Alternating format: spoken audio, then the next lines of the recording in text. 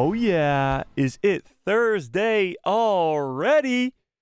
Wow. Wow. Wow. Wow. Do we have a lot to get into today because that Acolyte episode 3 has shocked the nation. So to speak. The Star Wars fandom is spinning out of control right now. Can anybody save it? Probably not, but let's talk about it. Let's talk about it. What's up, everybody? How's everybody doing on this fine Thursday afternoon? It's Thursday, right? Yeah, it's Thursday. It's Thursday afternoon. What's up, everybody? Let's talk about this Acolyte episode 3, as everybody seems to be talking about online. Let's talk about it. So clearly, the gigantic elephant in the room is this Acolyte episode 3, but was it as bad as people are saying? Is there a massive problem, so to speak, with this Acolyte show? We're going to dive into all of it, what this means, what the twins mean, what these witches mean, and how it affects the rest of Star Wars canon. Did it ruin Star Wars forever? No. But we're going to talk about all of it. We're going to get into all of this. So now, if you're just coming in, first of all, let's say hi to everybody in the chat. Let's start there. Chat, let's start there by saying hi to everybody in the chat. Let's do that first. What the heck? Oh, there we go. Cool. Fearless, what's up? Chris, how we doing? Abby in the house. Mando United, what's up? Kit Fisto, how we doing? Jedi Hangout, what is up? UV Clips, what's up? I just said that. Tony, how we doing? Nick, what's up? Joseph in the house. Zap, how we doing? Starchip66, what's up? Cole Rita, what's up, Cole? Turkish, how we doing? Navarro, what's up? King Shadow, how we doing?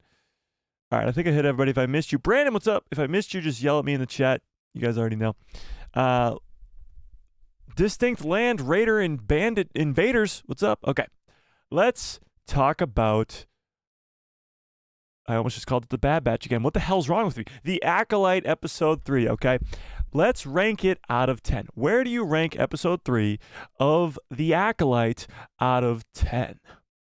And I'll give it to you guys straight. My ranking has not changed since the breakdown video. I still have it at a 7.5 out of 10, which is the lowest of the show so far because I still think this was the worst episode of the show so far. Does that make it bad? We'll talk about it. But let's see where you guys are at. Where are we at? And if you have not yet, smash a freaking like on this stream. What the hell are you waiting for? What are you waiting for? Me to come to your house, barge through the door, go, kick open the door and go, like that stream. Because I'll do it. Don't test me. I'll do it. All right, what do we rank this episode out of 10? Where are we at? 5 out of 10, 7 out of 10, 7 out of 10. So many questions. Nice. 7 out of 10, 8 out of 10, 5, 7, 8, 7. Too short? It was the longest episode so far. 8.2, 8. Nice, nice. 8.5, 5. Interesting. We're kind of all over the place, but we're in this sort of 7-ish range. The majority, I think the average would be around a 7 right now. 6, 4, 10. Wow. We're all over the place. All over the place. You think it suffers from weekly drops? It would have been a lot better to binge. David, I actually might agree with you on this specific show. I think Star Wars should always be sort of a weekly drop thing because you can sort of just get hyped up every week, talk about it every week, and get sort of the predictions and theories going. And with this show, you can kind of do the same, but speculation is key. But when it comes to this show, when it comes to the divisiveness in the Star Wars fandom with this Acolyte show, I honestly think it might have been better to release the whole thing at the same time. Just to maybe, not that I'm loving this. Don't get me wrong. I'm loving this. The prediction streams, all this streams every week, getting hyped up for the next episode. But we're in a weird spot here around episode 3, where episode 4 better give some answers. Because right now it's all been questions. No answers. In episode 4 needs to give some answers, or we're going to have a whole nother week of people losing their shit. Absolutely losing their mind. But let's talk about episode 3. Let's talk about it. Let's talk about it. So episode 3. Not what I expected. Not at all what I expected. My biggest gripe with this episode total is that we didn't see what happened. We got the flashbacks to Brendock 16 years ago, and that was cool. We got an explanation to who these witches are, why they're in hiding, how the Jedi view these witches, and we got an explanation as to how Mae and Osha were created, which we'll get to. Don't you worry, we'll get to that. It has a connection to Anakin Skywalker, which, of course, we will get to. But the biggest thing was, for me, we didn't get an explanation as to what happened. We just didn't. We didn't see who killed the witches. We didn't see if it was the Jedi. We didn't see if the witches tried to kill the Jedi first, and then this whole thing, and the thing, and the thing, and the thing. We didn't see Kelnacca fight against Master Soul or Master Torben. We didn't see that. And that's my problem. That's my problem with this episode. And obviously, we're going to see it eventually. It's in the frickin' trailers. But my problem is we have to wait a whole nother week. I thought this week was going to be Brendock. What happened? Instead, it was from Osha's point of view. What happened? Which, I mean, was good. We got a lot of information about the witches and how Osha and Mae were created and how crazy Mae actually is. But that's all from Osha's perspective. We didn't see the other stuff. We didn't see what we came to see, which is what really happened. And now we have to wait a whole nother week to see that. But with that being said, because that is my biggest gripe with that entire episode, this episode is not nearly as bad as some might be making you think online.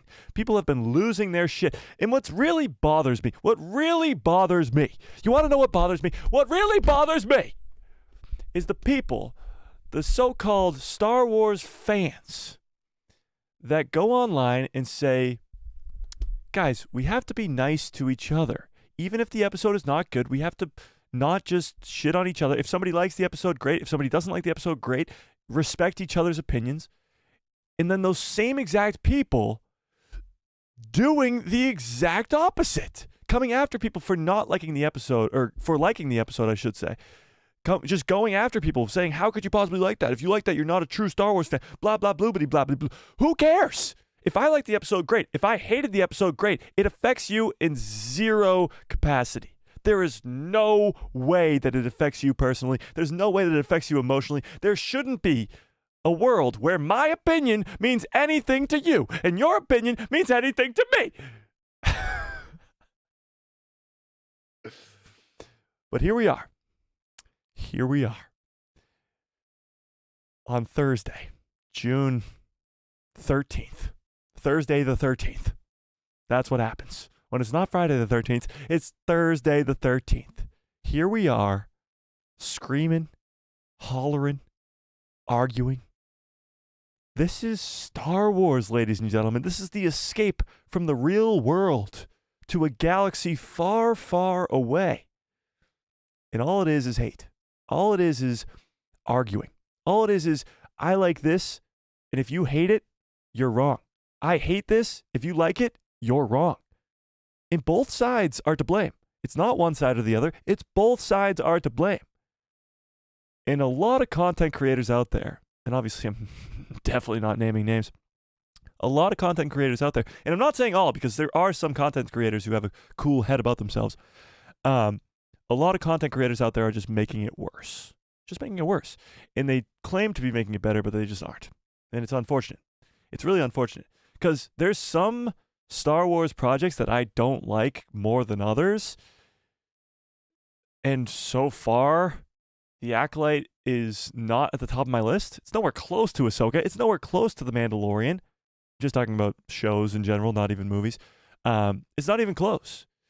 Could it get there? Maybe. We have 5 more episodes. But right now, it's not even close. And I'm not going to sit here and tell you that this is the greatest show of all time. But I'm not also going to sit here and tell you that this show sucks. Because it doesn't. It absolutely does not. And if you think so, that's cool for you. And if you think it's the greatest show of all time, fantastic. That doesn't bother me. And it shouldn't bother you what other people think of this show. And you shouldn't be going out of your way to go attack somebody else for their view on the show. Whether they like it, whether they hate it, doesn't matter. You see what you see. You like what you like. Don't let what other people think affect how you feel about this show. One way or another, like or dislike, I don't care. Just don't let it affect you. Just don't let it get to you. Don't start arguments online just because you see one thing and the other person sees another. We got to get out of this, Star Wars fans. We got to get out of this. It's an endless cycle. It happens with every single freaking show, all the way going back to The Mandalorian. The Mandalorian came out 5 years ago, and since that show dropped on Disney Plus, we've had arguments one way or another about a Star Wars project. It might sound crazy now, but The Mandalorian Season 1 and The Mandalorian Season 2 were met with people arguing, met with people hating on the show.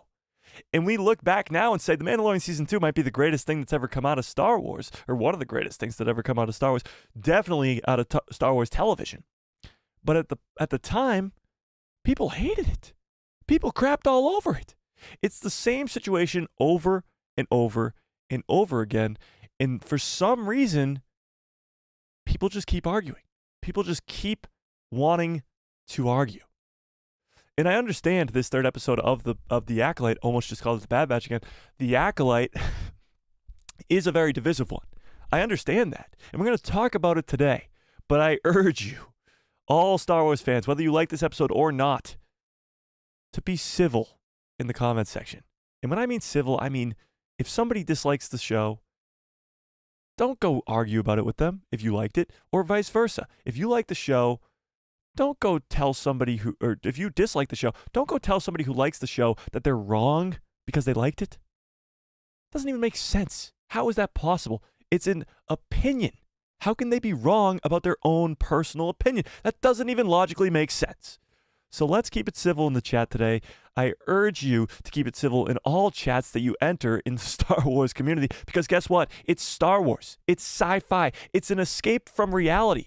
We're not supposed to be taking ourselves this seriously. So for the rest of the stream, I won't be taking myself seriously, because this show is Star Wars. We're here to have fun. We're here to speculate. We're here to predict, break down, have fun. So even if you dislike the show, that's okay. Even if you like the show, that's okay too. But let's have a civilized conversation today, ladies and gentlemen. Let's have some fun, okay? Let's have some fun. And let's talk about the Acolyte episode 3. I just had to go on that little spiel. I just had to. I had to. I saw too much hate, saw too much arguing, even from people who liked the episode and disliked the episode online today. I had to just keep it civil. The Star Wars fandom would be in a way better spot if we just stopped the arguing. People can have their own opinions on certain aspects of certain shows, but let's stop it. Okay, I missed so many chats, and I apologize. We'll get to all of them. We will get to all of them. I can guarantee you. It's a Star Wars Civil War. Indeed it is. Indeed it is. But it's been a war that's been raging on since 1999. It's not something that's new here. This is not new information. The divide in the Star Wars fandom has been going on for 25 years. Since 1999. The prequel trilogy started it. Now the prequel trilogy 25 years later has become this fan favorite thing, which it is because it's great. But the divide has never stopped. It goes through the sequel trilogy. It goes through the shows. And it's come through this third episode of The Acolyte. And it's not stopping. But it's definitely a civil war nonetheless. Sadly, hate sells. That's also very true. Hate sells quite a bit. So online, when people are trying to get clicks or views or whatever you want to call it, if they're trying to sell something, sell their media, sell their entertainment, I guess, they're going to go the route of hate. And it's sad. It's really, really sad because hate does sell. Hate does absolutely sell. I said this before and I'll say it again. If I wanted to have a bajillion subscribers, I probably could by now if I wanted to come up here and lie to you guys all day long and say, this sucks, because controversy sells. A differing opinion sells. And I'm not going to come up here and say that. I'm just not. That's not who I am. I'm not going to come up here and lie to you guys about how I feel about something just to make clicks or just to get views or just to start up a conversation. Because that's not how it works. It's just not. It's not why we started this channel. That's not why we have this community. That's not why. It's not at all. So I'm not going to come up here and lie to you even though hate sells. We're going to talk about it like civilized human beings. I'm not going to sit here and yell at you guys even though I just did for 10 minutes. I'm going to actually have a civilized conversation. So let's talk about episode 3. So we have Brendock, which was cool. I mean, visually stunning. The cool eclipse, too, that was the logo for the Acolyte show. Awesome. But we have Brendock 16 years ago, and we get an explanation of how and who these witches are, okay? These witches, they're not the witches from Dothamir. They're not the witches from Peridia. They're not. They're different. But they're witches nonetheless. So yes, all of them are female. That's the most irritating argument ever. Oh my god, they're all female characters. They're witches. Witches in Star Wars have always been female. Guess what? Witches in real life have always been female too. It's a whole thing. But the witches, we get introduced to them. Mother Anisea is their leader, and Mother Anisea is actually the mother of Osha and Mae. Oh, we'll get to it. We will get to it. But let's keep going. We're also introduced to a Zabrakian. Do you think that's the right term? Zabrakian witch as well, and her name is Mother Coral. Coral. I'm gonna go with Coral, like the coral wreath. I'm going with that. Reef. It's reef, not wreath. Wreath is something around Christmas time. It's Darth Coral, not Darth Coral. It's Mother Coral. Okay, we get introduced to Mother Coral. The Jedi are here to spy on the witches. Now, from the certain point of view of this episode, the witches seem to be in the right. They've gone into hiding because they've been persecuted and executed for their beliefs and their power. The Jedi see other people who don't use the Force the same as they do as a threat, as they probably should, because at any time these witches could fight back against the Jedi and probably do some damage. It's very similar to the Sith. The Sith obviously being more directly evil and dark side. That's more of a easy equation. The witches make it a little bit more difficult because they're not trying to harm anybody, especially this portion of the witches that we see on Brendock. They're not trying to harm anybody, but the Jedi need to keep them in check, because if they do decide that they want to use their power for evil or to harm anybody, then the Jedi have to be there to keep the peace. That's their role, the keepers of the peace. We get some pretty crazy information about how much power the Jedi actually have in this third episode. The Republic law actually states that they can come in and just steal any children from anybody, which is kind of insane. As Sol even said in the episode, we don't take children. Yeah, you do. That's literally the whole goal of your thing, is to grab up children to have more younglings. That's the exact thing that you do. So the reason that Sol is spying on them at the beginning of the episode is because there are children in this witch's coven. And that's not supposed to happen. The witches are allowed to live peacefully, but as soon as they have children, the Jedi have to come in and check if those children are Force sensitive or have the ability to become Force sensitive and become younglings at the Jedi Temple. They have that right. So during the Ascension ceremony, which was going to turn Mae and Osha into official witches, halfway through, they already got through Mae, they didn't get through Osha yet, they get interrupted by the Jedi. And this is where I thought all hell was going to break loose. We were going to see Kelnacca fighting against Sol, fighting against Tormund, but we didn't get that. This was just sort of a warning to the witches. We saw Mother Anisea turn Tormund's eyes, roll back in his head, they turn all black, and he falls to his knees. And Mother Anisea pretty much tells them to leave. Get on out of here. We see Osha want to become a Jedi. She goes to train to become a Jedi. She gets the same test that Anakin did in The Phantom Menace. A ship, a cup. No, it was a Lothcat. But she lies, and then she gets called out for her lie, and she eventually succeeds in her test. Mae sort of loses it, tries to burn down the entire place, succeeds on burning down the entire place. And we get this scene where Mae and Osha are standing across from each other on a platform that's broken in half. Mae falls to her doom. Interestingly enough, she survives. Not the first time we've seen that in Star Wars, but a little bit interesting that she's an 8-year-old who does so. We've seen Maul do it, of course, Palpatine do it, of course, and survive. I want to know how she survived, okay? I just want to know. Sol saves Osha, they go off, blast off, and we know the rest. We know the rest. She trains to be a Jedi for the next 10 years, leaves the Jedi Order, and for 6 years she's a mech tech.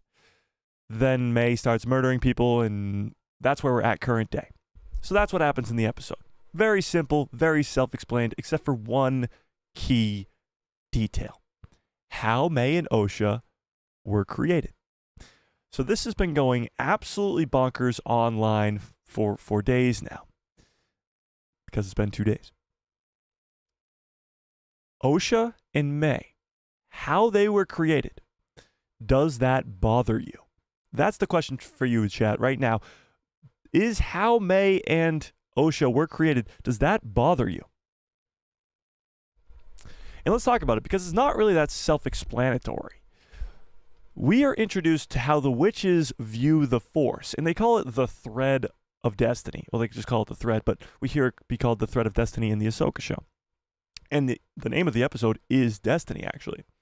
Episode 3. But the thread of destiny, how the witches see it, is something that exists throughout all space and time, just like the Force itself. It's through all beings, whatever.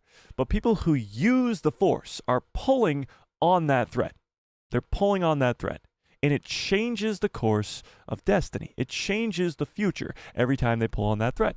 And that's what we see Osha do at the end of the episode. When she chooses to go with the Jedi, she's pulling that thread and changing the destiny of these witches. They all die. That's what happens. Now, the question is, does this bother you? Because this is how these two were created. And it might actually explain or change how Anakin Skywalker was created. The thread is pulled by Mother Anisea. She's the one who creates these children. Mother Coral's the one who carried the children, but Mother Anisea is the one who created them.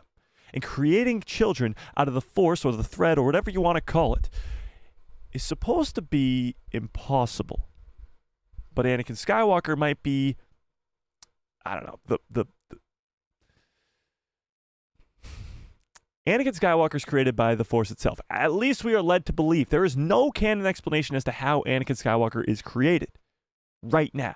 Now, there is a Legends explanation. We'll get to it in a second. But as of right now, canon-wise, the Phantom Menace, the only evidence that we have to how Anakin's created is Shmi saying that there is no father.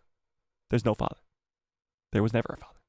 It's an immaculate conception, so to speak. Just like Jesus, if you're looking at religion across the world, just like Jesus was in Christianity and Catholicism. It's an immaculate conception. That's how Anakin is created. Now, we've never seen that other than Anakin throughout all of Star Wars. So now, when you bring in two characters that are twins, Osha and Mae, and have them be the same as Anakin, be created immaculately, that's going to cause some drama. When you put any character on any level at the same level as the Chosen One, as the same level as one of the greatest, if not the greatest character in all of Star Wars, Anakin is my personal favorite character in Star Wars. When you put anybody on that same level at all, in any sort of way, that's a problem. And a lot of fans don't really like that particularly. I actually see this in a very different way. I see this as an explanation or a chance at an explanation as to how Anakin was created. Because Anakin being created is extremely different than Osha and Mae being created. Osha and Mae being created by the mothers is extremely different than Anakin being created by the Force itself. So let's talk about it. Legends, do you guys know the legend story of how Anakin is created from the Plagueis novel? Give me a 1 into the chat if you know what I'm talking about. Do you know how Anakin was created in Legends? Do you know the explanation? Give me a 1 into the chat if you know what I'm talking about. Can we get some freaking likes in this stream? God damn. No, just kidding. I appreciate you. All right, I think, yeah, so some of you guys know what I'm talking about. Some of you guys don't. Okay. Sort of. Okay, let's talk about it. So, in Legends, again, Legends, not canon. In Legends, this is how Anakin is created. Palpatine and Plagueis are trying to create, using Sith magic, by the way, magic, keep that in mind, using Sith magic, trying to create a dark side being, this ultimate dark side being. And it obviously doesn't work, but how the Force itself, because the Force is it's not like a living being, but it's, of course, you can see it through the Mortis gods that they are technically living beings. But the Force itself rebels against this. It rebels against this and creates Anakin.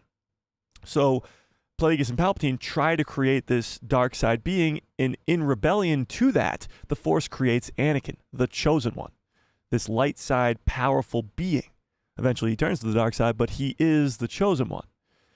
So in Legends, the Force itself creates Anakin because of what Palpatine and Plagueis were doing. Keep that in mind.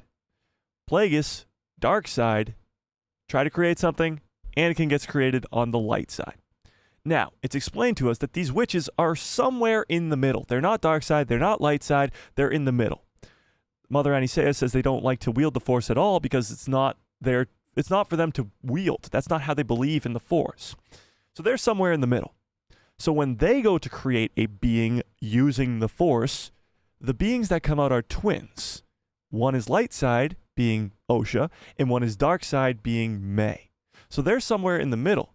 And when they create two beings, one ends up being on one side and one ends up being on the other, dark side and light. Clearly, I mean, it couldn't be made more obvious that Mae is dark side. She tries to kill everybody. She's murdering Jedi, and Osha's light side. She goes to become a Jedi. She feels sorry for people. She's all blah blah blah. She's great.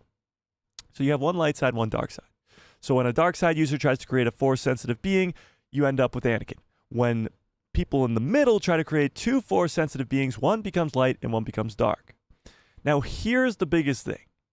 Do you guys think that this changed how Anakin came to be? And do you think this will actually become the explanation, the canon explanation of how Anakin came to be? Because right now, there isn't one.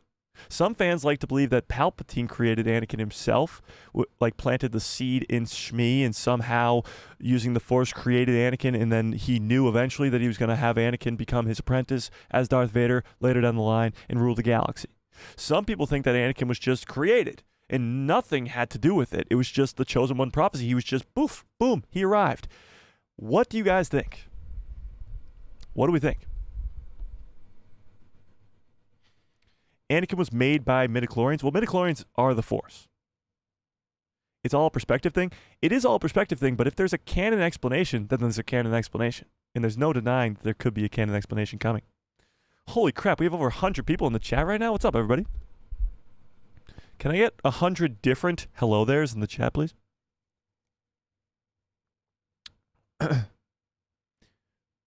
It is not canon. There is a canon reason in the Vader comics, and it's Palpatine.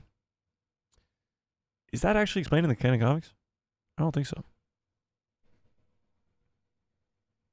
Oh, damn it. I shouldn't have told you guys to all say hello there. That's a lot of hello. Damn it. Hang on. Hang on. Anakin is at the center of the attack of the Force from Palpatine? Wait, is it this? Wait, what? Oh, sorry. Is that the Cantor attack? What are you talking about? In a Vader comic? Comics get retconned all the time anyway. Plagueis and Palpatine sitting on a tree? Oh, okay. 100 people in there for a second? That's crazy. All right. So, here's my thing. And tell me, guys, if you guys think this is the right thing to do, or not even the right thing to do, but if it is sort of logical and will make sense, and you might like it. We don't know who the current Sith Lord is at the time of the Acolyte show. And tell me in the chat who you think it is. Your two options are Plagueis or Tenebris. It's most likely one of the two. If it's somebody else, then we're like, what the hell? It's most likely Plagueis or Tenebris, the Sith Lord Master at the time of the Acolyte show. Who do you think it is? Tell me in the chat. But it's one or the other. I think it's Plagueis for a few reasons. The biggest one being this third episode. We have Darth Zipperface, so we've called him. Shout out to Qui-Gon's Ghost for coming up with that one. Darth Zipperface. He's the creepy-looking Sith Lord that we see in all the trailers for the Acolyte show. He is most likely the apprentice to Darth Plagueis before Palpatine. So he's the apprentice right now, and he's probably going to die in this Acolyte show as well. But he's the apprentice. He's not the Sith Lord. Now, if he does die, and Plagueis somehow comes into contact, or somehow Mae becomes the new Sith apprentice to Plagueis, this changes quite a bit. This third episode might become the most important episode of the series so far, even though it's completely done this to the fandom where it's divided everybody. Because if you actually go back and watch the beginning all the way up until the Ascension, which seems to be the long, drawn-out, boring part of the episode, all the way up until the Ascension, there's a few very important lines that might come back to bite us in the ass, or come back to explain a lot, I should say. And the biggest thing is during the Ascension. When Mother Anisea is about to give Mae the tattoo on her forehead, she says something along the lines, and I'm paraphrasing here, "You will keep the secrets of the witches, and you will vow to protect the witches for the rest of your life," or something along those lines. She says something about keeping secrets for the witches. Yes? You with me? Now, the witches have all died, and Mae knows all the secrets, and so does Osha, but Mae knows all the secrets, and now she's become a Sith Lord. She knows the secrets of how the witches use magic, the witches wield the magic, and how the witches view the Force, or the thread. She knows all this. And us as the audience got a little bit of a inside look at what the Force looks like for these witches in episode 3. But if Mae were to go tell those secrets to Darth Plagueis, how Mae and Osha were created, using the Force, pulling on the thread of destiny to create Force-sensitive beings, if Plagueis was to find out about that, then the Plagueis novel, which is currently Legends, might actually become canon. And the story told in that novel might become the reality of the situation of how Anakin Skywalker was created. Plagueis and Palpatine manipulating the Force to try to create an all-powerful dark side being, and the Force fights back to create Anakin Skywalker, the chosen one. What do you guys think of that? What do you guys think of that? What do we think?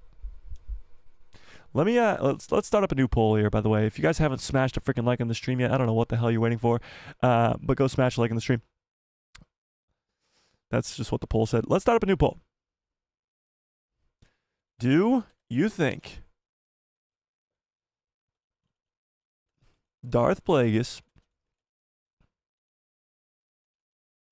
that, no, Plagueis. Plagueis' name is so freaking stupid.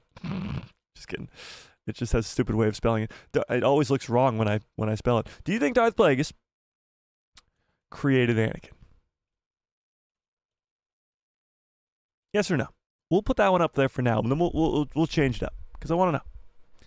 Do you think Darth Plagueis created Anakin? In Legends, currently, he does. But let's see. Let's see. Oh, David with the very generous $5 holla. I appreciate that quite a bit. David says, "I think the Sith will have been behind what happened on Brendock, though the Jedi don't know that, and the Sith also helped the witches to create the twins." Whoa. So you think the Sith are behind what happened on Brendock, so the destruction of all the witches? I disagree, but we'll get to it. Though the Jedi don't know, and the Sith helped the witches create the twins. I actually disagree with that too. I don't think so.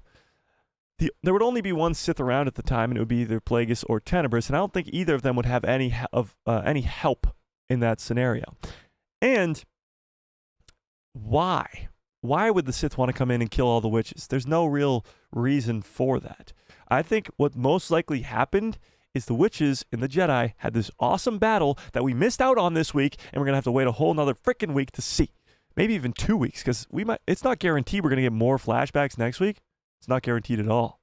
Yeah. Yeah. Osha killed them? There's no way Osha killed them, because we saw Osha's perspective. If you go back and rewatch the end of that episode, episode 3, and you see Osha climb through that weird port in the wall where she's trying to escape her room that's on fire, when she crawls through that, there's this weird time gap. Like, there's just this weird time loop thing where it's not clear how much time has passed. Because for 1 second, Mae walks out the door and starts to burn down the entire place. The next second, Mae and Osha are standing across from each other on this broken bridge. Like, a lot of time has seemed to have passed in that time period. And the time that has passed from the Jedi and the witch's perspective is going to be a lot different than what really happened. And I actually want to bring this up. I brought up 3 separate trailers for the Acolyte show. I have them all ready to go here. 3 separate trailers with 4 separate scenes of what really happened on Brendock 16 years ago between these witches and the Jedi while Mae and Osha were having this fight in her room. What really happened on Brendock is going to be explained to us hopefully next week. I don't even know now. Hopefully next week. But here's what we missed this week. A few things, and I'll go from an order of most important to least important. Let's start with this. Hang on. Let's start with this. There we go. This is Torben right here. If I can maybe back it up a little bit. There we go. See that? That's Torben.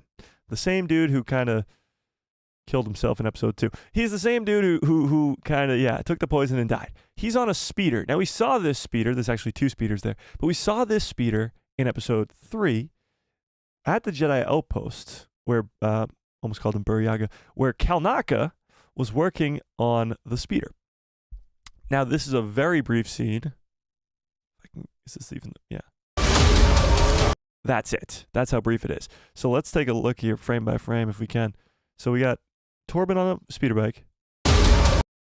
And then this looks like Kelnacca on a speeder bike with somebody in front of him, maybe Master Soul. And then behind him is probably Indara and Torben. So all 4 Jedi on speeder bikes going through the forest on Brendock. Obviously, we didn't see this. Clearly, we didn't see this scene in the episode last week. Clearly. There's a lot that we're going to be seeing in the future in flashbacks. Okay. Now, that was just one scene. And it doesn't really explain much at all. As you can see, kind of Kelnacca and Soul there. Except for the fact that the Jedi are escaping. Or maybe arriving on Brendock. Maybe they saw the fire and arrived. I don't know. Oh. It looks like there's 2 people on that. And then it cuts to there. Okay. Now we have another thing. Hang on. Let me show you this one. Then there's this scene. So a lot of cool fans, shout out to you guys, in the chat after the watch party on Tuesday, you guys noticed that in the background of the final scene of the episode where Osha is hugging Soul on the ship, in that scene where Osha wakes up on the Jedi ship, Torben's in the background with his face absolutely scratched up. Absolutely just destroyed. And we are led to believe that Kelnacca did that. The Wookiee Jedi Kelnacca did that. Okay? And the reason we're led to believe that is because of this. This scene right here from one of the trailers, it's a very brief, literally 1-frame scene in this trailer where Torben's face is absolutely scratched up like crazy by a Wookiee's claws, or we're led to believe a Wookiee's claws. And then that's a Wookiee's hand right there. So there's this whole thing of Kelnacca fighting against Torben and Soul, but that doesn't really make sense at all. It doesn't make sense in the slightest. Why is Torben and Soul fighting against Kelnacca? We just watched an episode 3, where none of that happened. None of it. We saw all the dead witches on the ground, but there was no explanation to that. It's insane. By the way, guys, we are coming very close to breaking the record of current stream viewers at the same time. So if we hit over 131 at the same time, then that will actually break the record. So if we hit 132, somebody just scream it in the chat, please. But yeah, so that is a huge scene right here. This is massive because at the end of last episode, Torben's in the background and his face is all scratched up. It's all scratched up, absolutely all scratched up. But then we have one more thing. Is it in this trailer too? I think it's in. Yeah. This is Kelnacca versus Soul. This is Kelnacca versus Master Soul. This is wild. This is absolutely wild. Chris, what's up?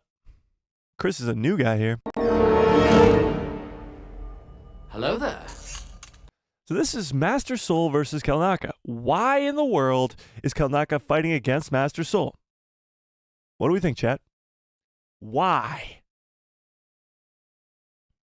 What do we think? What's with the CG fire? Use a match to save $10 million? Well, then they'd have to burn down a set. I don't know if they can do that, actually. Well, obviously you can have contained fires, but that fires the entire set and all of Brendock, like the Witch's Fortress. That's all CGI. Like that's not actually. They didn't build the entire dam. You know, they didn't build the entire fortress. Witch mind trick? Yeah. Manipulated by witchcraft. Exactly. So there's actually evidence to suggest this as we go to our third trailer. This trailer came out June 7th, so about 7 days ago almost.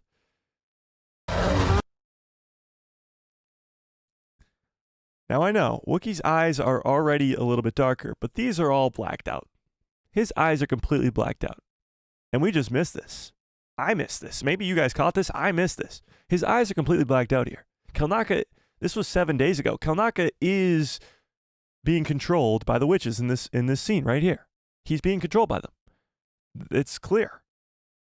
And episode 3 just gave us a sort of sneak peek at that because we saw Mother Anisea take over Torben's body. But this means that the witches are able to not only take over somebody's body and just have them kneel on the ground, but they're able to take over Kelnacca's body and have him fight against the other Jedi around him. As you can see, if I press play here, he's fighting against Torben. So this does two things. One, it explains that obviously we'll be back here. We're getting more flashbacks next week or maybe the week after. I don't know. But it also explains that the witches are way more powerful than we could have ever imagined. And we got some looks at this in the Ahsoka show last year, and we've seen the witches since the Clone Wars in 2008. But we got so much information in this episode here, episode 3, but also in the Ahsoka show about how powerful the witches actually are. The witches bring back the stormtroopers to life in Ahsoka, but they also give Morgan Elsbeth this insane amount of power they bestow upon her as she sacrifices herself and dies to Ahsoka's hands. But you're telling me that they have the ability to just like that, just simple, easy, quick, and fast, take over a Jedi's mind and have them fight against the other Jedi? No wonder the Jedi see them as a threat and need to look over them. They're clearly a threat that needs to be looked over. Now, my question to you guys is it the Jedi's fault? Is this all the Jedi's fault, or is it the witches? Because right now, it's like we're led to believe that the Jedi aren't really the good guys in this scenario. And Torben, who wakes up in episode 2 and drinks poison, he says before he dies that he thought they were doing the right thing. And he apologizes to Mae and poisons himself and dies. Right now, the Jedi aren't looking like the best characters here. They're not looking like the good guys in this scenario. It's a bit of both. Interesting. Don't trust your eyes. Yeah, I mean, obviously there's been warnings from producers and stuff that once you think you know what's going on in this show, you don't. And you really just have to wait and see what's going on. Because from one perspective, which was Osha's perspective this week, it looked like the Jedis, even though she wanted to become a Jedi, weren't even the good guys. It looked like Mae obviously was the one who started the fire. It explains why Osha and Sol both thought that Mae was dead, because it clearly looks like she died. I want to know how she survived. That's the biggest thing. Yeah, I want to know how she survived. Jedi Master Kool-Aid over here? What are you talking about? The Jedi are in the wrong. I think the show makes them look like the bad guys. But is it possible that the Jedi were the bad guys?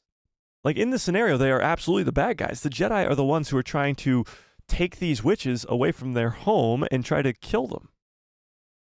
But did they start it? There's so many questions. And my problem with the third episode was I thought it was going to answer all my questions. It added 1,000 more questions. Like 1,000 more. Like absolutely 1,000,000 more. Which was insane. Yeah. Maybe some fans should just relax a bit when it comes to judging a story. Well, here's the thing. You don't even have the full story. So you can sit here and say that you didn't like episode 3, and that's perfectly fine.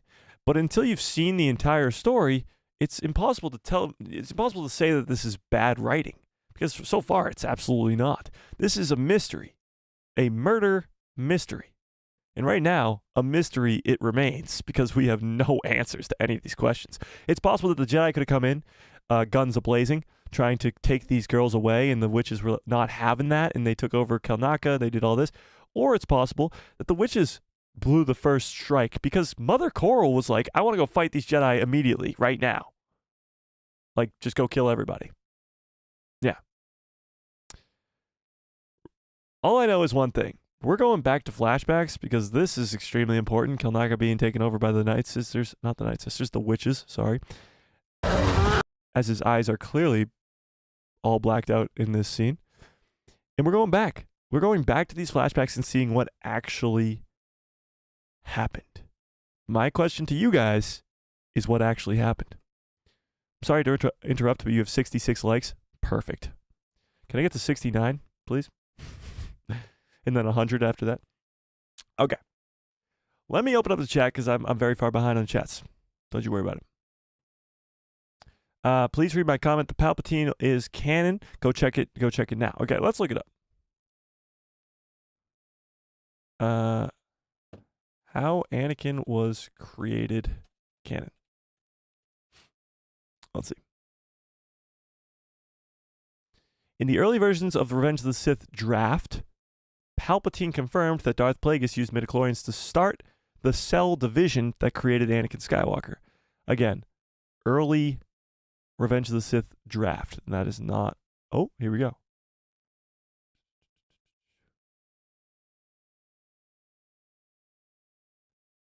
Here we go. Is it true that that Palpatine created Anakin using the Force? The answer is an absolute no. In old and new canon, Palpatine did not use Anakin, or did not create Anakin using the Force. First, Lucas says more than once that Anakin was fathered by the Force. So there you have it. And second, it was most said in the prequels movies themselves.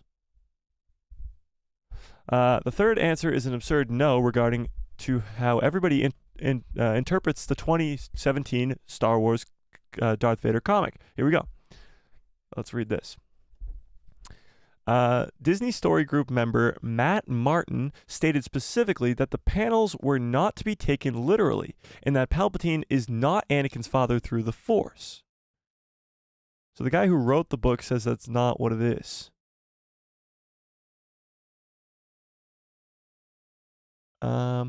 So this is what he said. There's a very subtle... I'll show you guys I'll show you guys what I'm reading right now. This is what the writer of the comic himself was saying.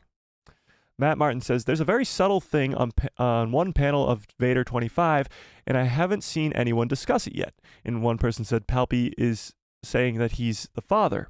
And he said, it's not meant to be taken literally. No. I said, subtle. Let's see. I'm not sure that matters, though. All the panel is doing is illustrating Sidious's possible involvement in that moment as a storytelling device. So it's still highly possible that Palpatine was involved with the beginning of the pregnancy. And here's what he said. I assure you, as someone who worked on the book, that is not what it was meant to imply. So I got to see the panel. Where the fuck's the panel at? Where is the panel? Hang on. Let me try and find it. Where's this panel? Vader comic Palpatine creates Anakin panel? I don't know. Let's see. Oh, here we go. Aha. Interesting. So this is the panel. This is fascinating.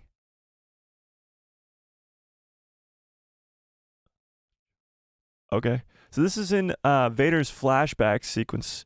Or not flashback. This is when Vader sort of jumps out of his body or whatever you want to call it. Astro projects almost. This is the panel in question here. So this is the panel in question here. Zoom in a little bit more here. So that's this on the right side is Anakin. He's in this sort of astro projection world. That's just a whole other thing. But this is Palpatine with his hands around Shmi Skywalker and saying unnatural and looking at her pregnant stomach, and you see a swirling thing there, and he says the chosen one. I mean, you could take this as a suggestion of saying that Palpatine was somehow involved in the creation of Anakin, but I honestly believe that it's not the case. Not at all. I mean, there's no indication that Palpatine ever went to Tatooine in the first place, and this doesn't specifically state that this is what's going on here. It's just a metaphor? Yeah, kind of. Yeah. Is this a canon comic? Yes, this is a canon comic, for sure. The Vader comics are all canon, I believe, but again, some stuff in comics change all the time, so it's hard to tell. It's hard to tell what will change or not, but this doesn't really confirm anything. This is a Force vision almost, or some sort of vision that Anakin's having. He's manipulating Anakin's fetus from the womb, but didn't create him. Interesting. That's interesting. Bro needs thicker glasses. Why? Am I missing something? I don't think so. Snoke is behind everything. Well, there you go. That fire was lame. Just there for the flashback? What do you mean? What are you talking about? Yeah. That doesn't confirm anything. And even the writer himself said that doesn't confirm anything. Just imagine the mask guy is Palpatine with another mask on his helmet. Now, Palpatine's not around at this time. By the time of the Acolyte show, Palpatine's not born yet, actually. Because we're over 80 years before the Phantom Menace. It says at the beginning of the show, 100 years. You're talking with the chat. Oh, my fault, Steven. It says over 100 years before the Empire, which changes a lot when you think about the timeline, because that doesn't put this 100 years before the Phantom Menace. That puts it 100 years before the Empire. So you're talking about 80-ish years before. Yeah. Yeah. I'm just saying the proof is right in front of you. No, I mean, it's not. Because when you look at this, it does kind of look like Palpatine obviously is interfering, or at least he's saying unnatural. So I want to see the frame before this, actually, if we can do that. If I can find it.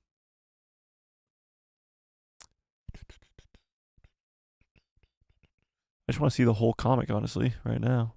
That would be helpful. But what's interesting about it is that the writer, or the guy who worked on the comic himself, said that that's not what's going on. And it's not the reality. What's the frame before it? Can I not just find this entire comic book? If somebody can find it, go throw it in the Discord. And if you guys are not yet in the Discord, go freaking join the Discord. Yeah, let's do that. My theory is that Mae is going to learn to is going to learn that Plagueis or Tenebrous, and whatever one will eventually make Anakin. Oh, is eventually going to teach Plagueis or Tenebrous how to do that. It's definitely possible. Yeah, I'm going to be making a full-on video about this for tomorrow, about how Anakin and this whole episode 3 of the Acolyte affects the canon of how Anakin was created. So watch out for that video tomorrow. But it's a very big topic to have a discussion about, because it's not as simple as 1 + 2 = 3. I don't know why I said that. 1 + 1 = 2. 1 + 2 = it's not that simple. It's really not. It's never that simple, especially when it comes to Star Wars. Yeah. The Force Dragon says, what if Darth Plagueis, before knowing about Palpatine, gave these witches his knowledge so they could create a dyad, and that he could train them or take their power of the dyad himself? I don't think so. I think it's more likely that Plagueis learns the power from the witches first.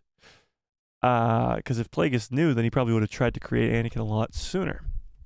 I don't know why he would need the witches to even be a part of that. You know? This definitely leads to Plagueis somehow. It definitely has something to do with Plagueis, because I think Plagueis is going to be the Sith Master that's around right now.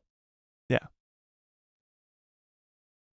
That's from issue 25 of Vader Comics. Yeah, I know that, but can I find like the entire Vader comic? Vader comic number 25. You know what's better than 24? Like, can I read the entire comic somewhere online, or what's the deal with that? Ooh, maybe here? Oh, I have to get a subscription? What the heck?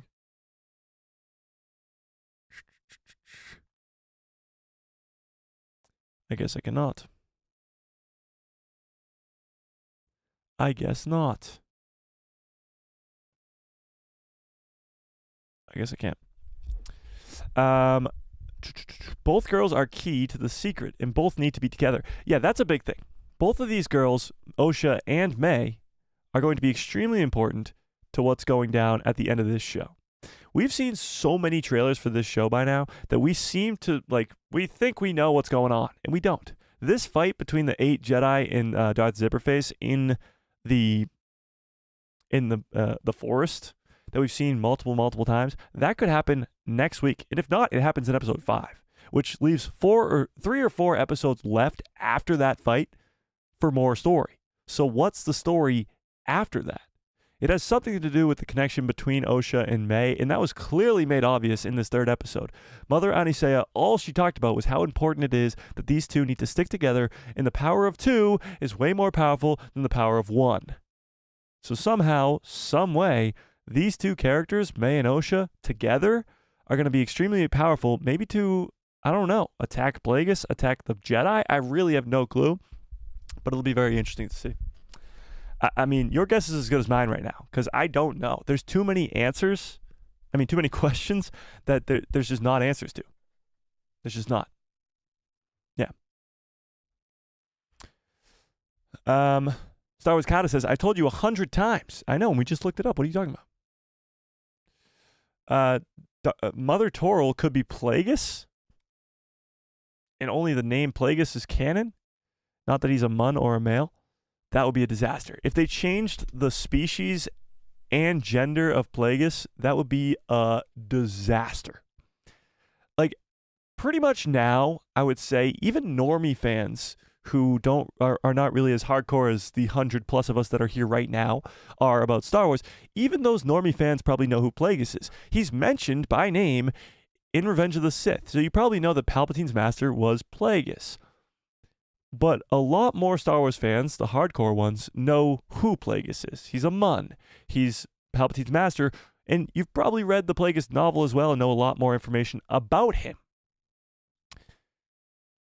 If they were to change that, it would be a disaster. It would be an absolute disaster.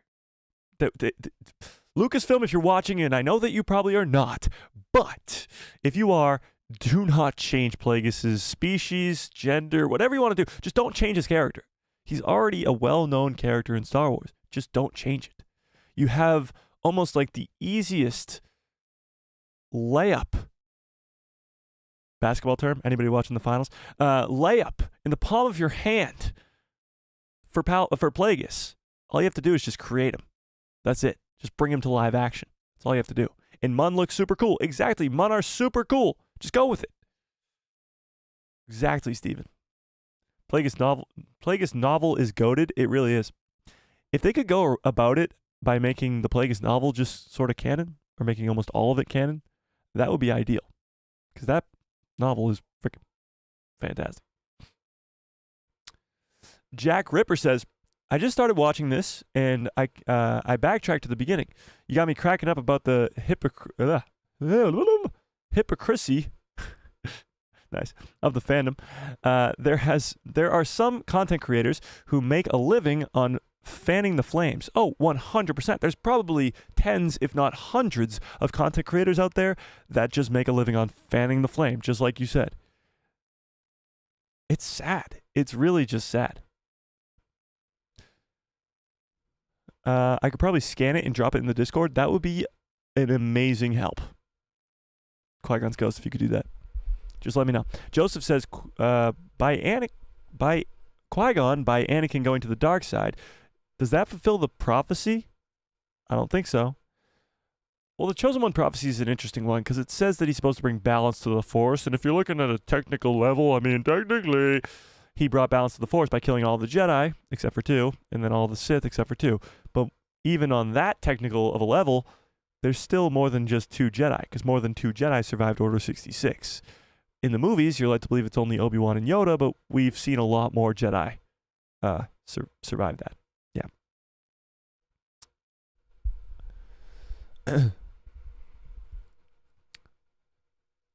Desron says, to quote the creator on Twitter, I hate explaining stuff in my work in too much detail, but you need to understand the scenario happening here. The dark side is not a reliable narrator.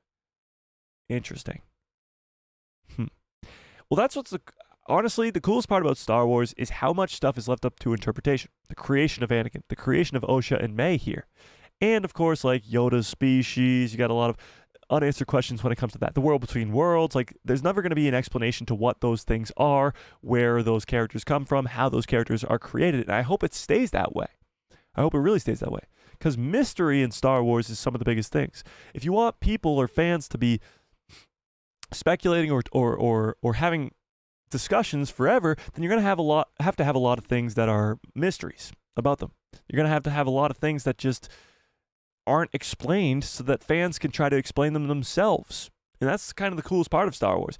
From the beginning, from episode 1, or I guess episode 4, from A New Hope, when it was released in 1977, there is so much mystery. When Obi-Wan Kenobi says, the Clone Wars, you don't know what the hell the Clone Wars is if you watch that movie when it first came out, or even if you watch it now and you haven't seen the prequels to the Clone Wars animated show. You really don't. And there's so many other instances in those movies like that. Even in Empire, when you learn that Vader is Luke's father, you're like, give me a 1 into the chat if you were like shocked when you learned that. Because there's a lot of people in my generation and even younger that just didn't learn that. Like, I knew that coming in. I knew that Vader was Luke's father before I watched that movie for the first time. And honestly, I have no memory of even watching that movie for the first time and having that realization. But I know a lot of you guys in the chat were there. You guys were in the movie theaters when that first happened. Was that like the most mind-blowing thing ever? Does anybody remember that? I see a bunch of ones in the chat, actually.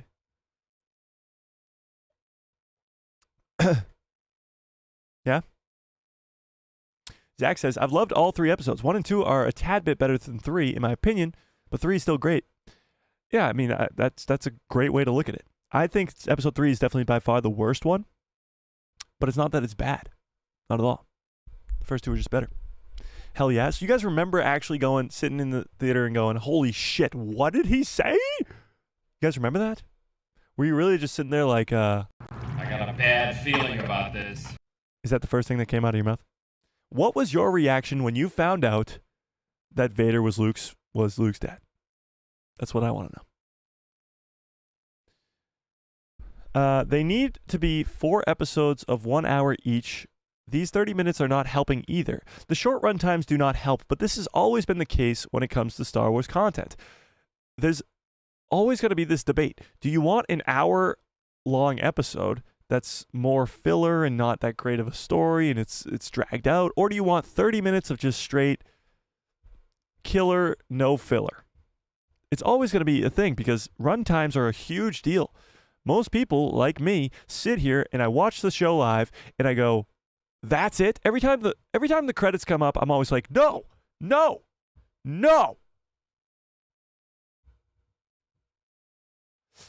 I don't want it to end. I want it to be next week already so I can watch the next episode. So runtimes are a big issue, but I feel like even if it was 30 minutes longer, if it was an hour long, it would still be the same issue. After the hour long, I'd still be like, no. Maybe Mother Anisea thinks that she's the one who created the twins when it was actually Plagueis who created them. No. I think it's way more likely that Aniseas, or the witches, are the ones who teach, or eventually, somehow, probably through Mae, teach Plagueis how to create somebody using the Force.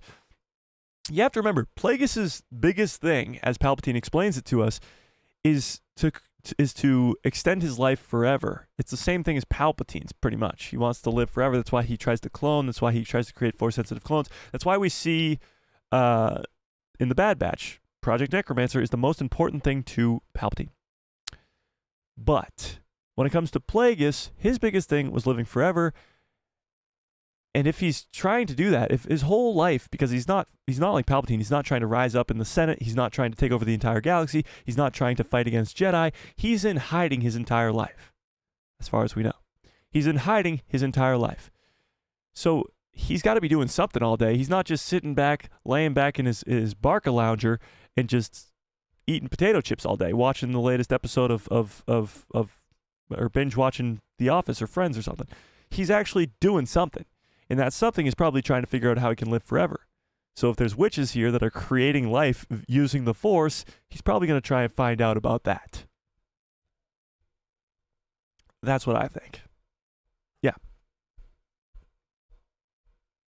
Yes, the 100-year time ruins this show. Also, Fallen Order did High Republic better. Well, you mean Survivor? Survivor did the High Republic pretty well, but it was in current day in Star Wars, and they just had a character who survived in a bacta-tank for 200 years and just eventually still lived until the events of that show. I do agree that this show, it doesn't really feel like it's going to the High Republic. So if you're a High Republic fan of the books, then you're probably like disconnected from this show, or not disconnected, but it's not really in the High Republic. It's the tail end of the High Republic. You have characters like Vanestra Rowe, but like it's not really the High Republic. This is its own sort of story. Yeah. Yeah. Oh no, it just scrolled down to the bottom. Are you kidding me? Are you kidding me? It would be mind-blowing, but I remember... it was mind-blowing, but I remember how me and my friend used to fight over if Vader was lying to Luke or not. Well, there you go. Even then, we didn't know who was telling the truth or what was the truth or what was going on. We were still speculating, even if Vader was Luke's father or not. It's an interesting thing to lie about, though, if he was lying, which he wasn't. Yeah. Nestor says, I believe Anakin was created by the Force to restore balance because the Force had become unbalanced by all the Jedi losing their way, and the Sith became too powerful. Interesting. So the Force itself kind of saw Palpatine rising to power, saw the Jedi Order falling, and they put Anakin in there to sort of keep balance? Well, then he doesn't do a very good job about it. He's not that good at this job, if I do say so myself. Yeah. Edwin says, maybe finding out about the events in the series is what inspires Plagueis to experiment and create life. The Force Dyad is in extended universe books. I absolutely agree with you. I think the events of this show is what is the catalyst to having Palpatine try to create Anakin. And I'm not saying that Plagueis and Palpatine did create Anakin. But right now, it's the best explanation we got. And so far, wow, this poll is very close. With over 100 votes in, by the way, we are about 50-50. Almost right down the middle. This is crazy. 50% of you saying yes, Plagueis did create Anakin, and 50% of you saying no, he did not. That's crazy. That's wild. Jack says, so far I'm enjoying the story. It has its shortcomings, but it's still enjoyable with some new perspective. Yeah, it's obviously still has a lot of story to tell. There's a lot of questions that need a ton of answers. But so far, I still say, so good. This third episode was a step back for me, but I'm expecting the next one to be even better. And the only reason this is a step back for me is because of these scenes that we just looked at. These scenes of these flashbacks where we're going to get these awesome lightsaber duels between Jedi and Jedi. And maybe even seeing the Jedi kill all the witches, or whatever really happens there. That's my biggest gripe with the episode, is I wanted to see this, and I didn't get it. That's the biggest bummer. A big old bummer. Yeah. Something in my water. Can I get some good cups follow orders in the chat, please? Bumpa.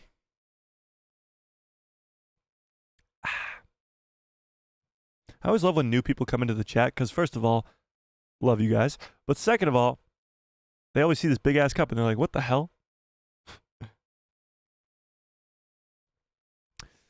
I don't know. It always keeps me entertained. All right. John says, I thought Anakin was the Force's reaction, so to speak, to Plagueis and Palpatine trying to play God. Yes, that is the Legends explanation to it. But again, for now, that's Legends. That is not canon. It's just Legends. But we'll see. It could be made canon. It could be. Yeah. Bad dialogue is the feature in all Star Wars. It's kind of all of what you call bad dialogue.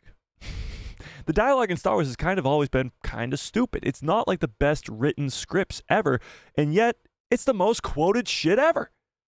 hello there, I got a bad feeling about this, may the force be with you, like all these, this is where the fun begins.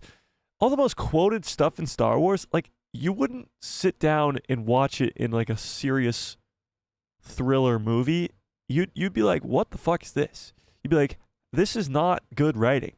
And yet in Star Wars, because this is sci-fi, it's not made to make you, it's not made to be serious in the first place. It works. So some of the dialogue is really stupid, really dumb, but that's what all Star Wars has kind of been about, you know? The dialogue has never been that good. Let's be honest. Let's be honest. You got Jar Jar in episode 1 going, Misa thinking you, like, come on.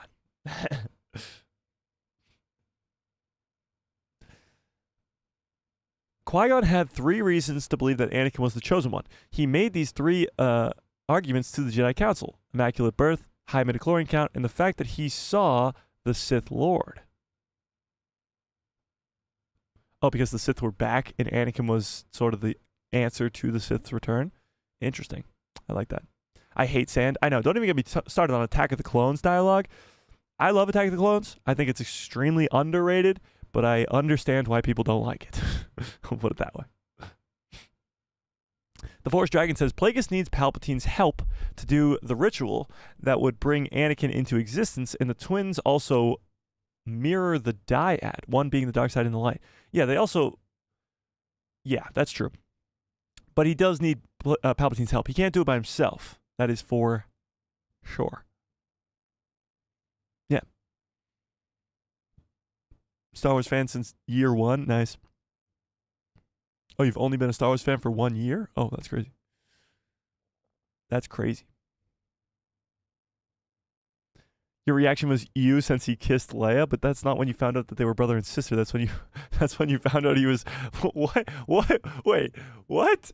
That's when you found out that he was his father, not when you found out Luke and Leia were siblings. Oh my God. I got a bad feeling about this. Oh my. That's pretty bad.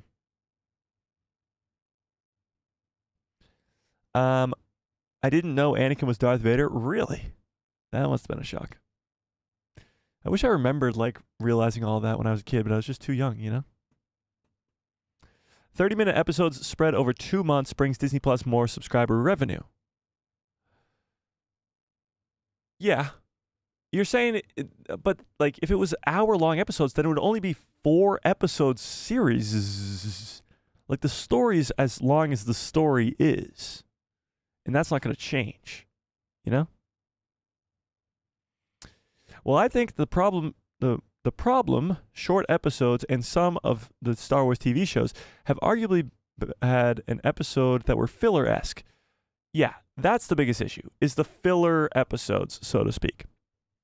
Now, in animation, you can get away with it. In a Bad Batch show with 16 episodes, you can get away with that. Or a Clone Wars season with 22 episodes, you can get away with filler episodes. You can get away with droid episodes, or whatever you want to call them.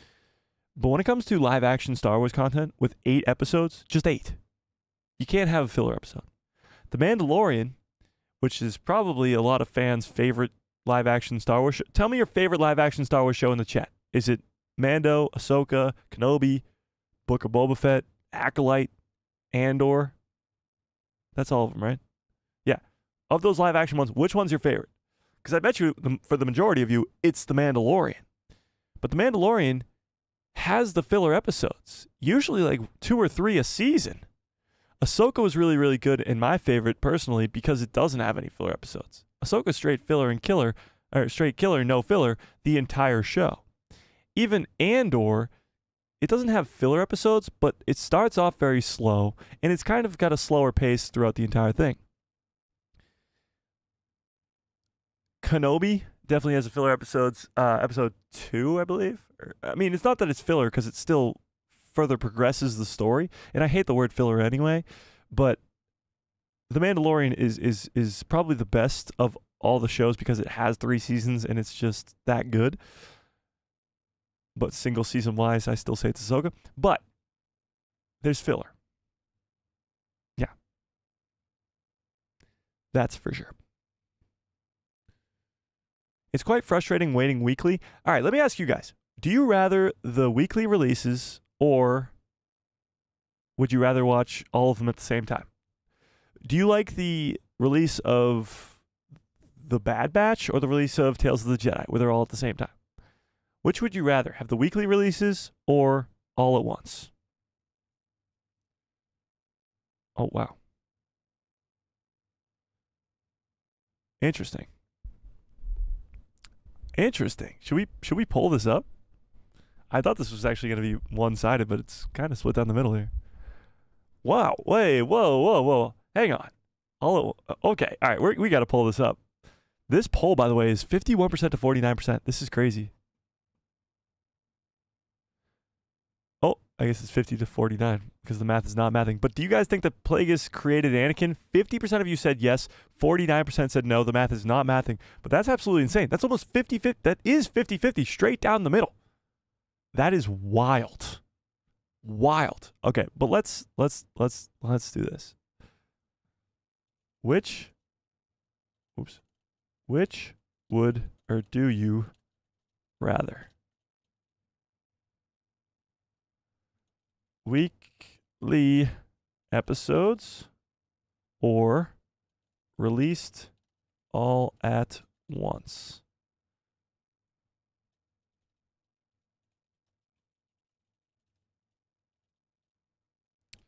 All right, which one do you rather? Weekly episodes like once a week, or everything's released all at once?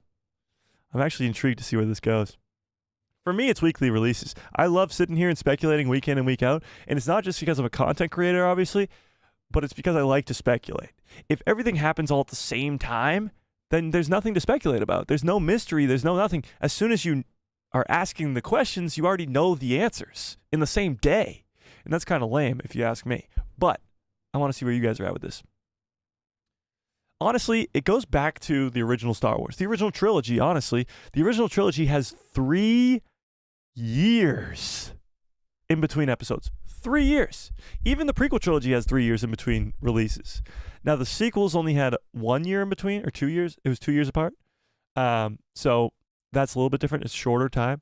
But in a world where everything is so at the palm of your hands with the internet and all this stuff, like everybody has an iPhone, or an Android if you have an Android. Everybody has everything they need at their fingertips. So easy. Having to wait a week to see what's coming next and actually anticipating and predicting and having these conversations about a show every week, I think it's way better than just binging it all at the same time. Now, there is room for that with shows like Tales of the Jedi or Tales of the Empire, where you could just release it all at the same time and it still makes sense. But I mean, it's a debate that will be had for the rest of time, because a lot of people just want it right now. They want to see it now, and they want to see the whole thing and have a judgment on it right away. And then some people like to wait the week and predict and have this fun conversations. Yeah. It's an interesting one. And right now it's 57% to 43% people saying in weekly episodes is in the lead right now. Weekly episodes is in the lead. Connor says, I'm really questioning the episodic format that Disney Plus is rolling out with Star Wars and Marvel. Odd cutoff times, incomplete stories, etc., taking people out of it. There's a way to do it, and there's a way not to do it, obviously. Having a cliffhanger at the end of every episode to have people coming back for more is a good way to have it. 100%. It's a great way to keep viewership and have a mystery. Like this show in particular has a mystery to it. And that's what's huge. At the end of episode 2, after the premiere, I wanted to know everything. And I liked that I had to wait a week. This week, I'm kind of in a different mind where I don't want to wait a week. I want to know immediately, because I feel like we got gypped this week from not seeing what I thought we were going to see this week. If that makes sense. Sky High says, always remember, your focus determines your reality. Qui-Gon Jinn, people saying dialogue was always bad. That line is gold. I'm not saying the dialogue is always bad. I'm saying that it's more so just not cheesy either. I don't really know the word I'm looking for here. It's just not dialogue you would see in any other world, any other universe, any other movie, honestly. And if you did see that sort of dialogue in other movies, it would be weird. It would feel out of place. But in Star Wars, it feels normal. Yeah. And I'm not saying that there's not really good lines in Star Wars too, like that one, because there is. There's some really great ones. But Star Wars is a lot about the mythos and the mythology and or I guess that's the same thing. I was gonna say the metaphors was my other one. And it's sort of like life lessons. That's what it is. Shill much? Sure. If you need me to be a shill, if your life is going so great that you need me to be a shill, I'll be that for you.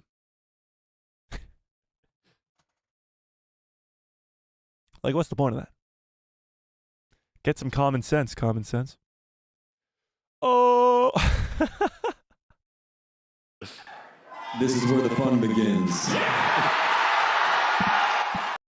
All the shows should be formatted like Andor, 45 to 60-minute episodes with 12 episodes per season. More scope for characters, growth, and good pacing. It's true, but there's not always that amount of time for a story. Like, think about the Obi-Wan Kenobi show. That show should have been a movie. There's not even 6 episodes of story there. It should have been a 2.5, 3-hour movie. There's not enough time to tell 6 episodes. So it kind of depends on the story you're telling. If 8 episodes sufficiently tells the 8-episode story, then that's good. If 12 episodes is needed, then 12 episodes is good. If 20 episodes is needed, then that's good too. But I don't think there should be a set formula. Look at the Book of Boba Fett. The Book of Boba Fett is a little bit slower, or it's not. I personally like the Book of Boba Fett a lot better than some other people do. I think those 2 episodes that are called Mando Season 2.5 might be some of the best episodes we've ever seen from Star Wars television. And just so happens that they're in the Book of Boba Fett. But the Book of Boba Fett's only 7 episodes. Because if there was an 8th episode, they would have had to drag on the story even longer. And it just fits that it's 7. And that's why it's better to just have the story play out the way that it should be than to try to extend it to just have it be longer. I'd rather have a good story that's shorter than a long story that's bad. The perfect example is Tales of the Jedi. Tales of the Jedi is 6 episodes. Each episode's about 11 to 15 minutes. That's it. You're talking about 60 minutes of content through the entire season. That's it. And you cannot deny that Tales of the Jedi is some of the greatest Star Wars ever. Like, the stuff with Ahsoka and Dooku is so damn good. So damn good. Yeah, it's wild.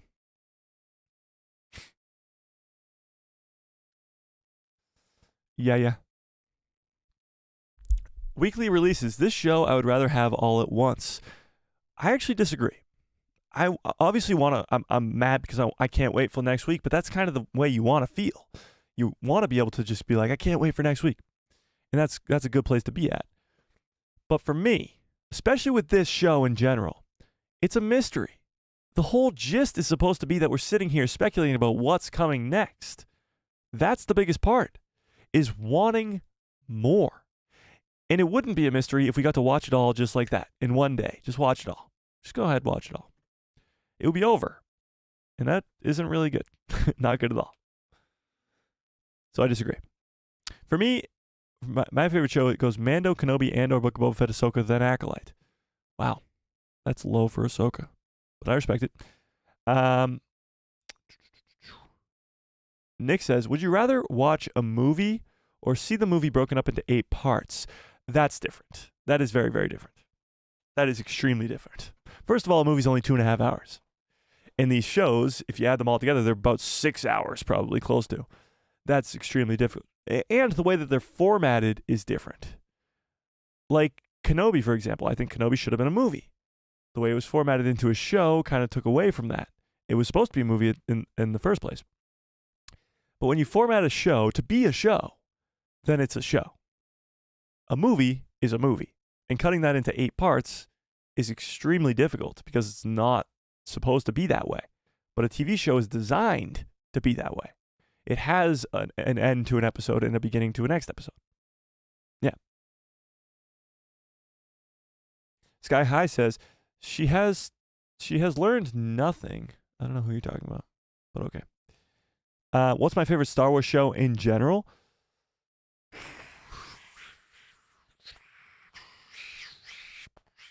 That's hard because I got to break it down.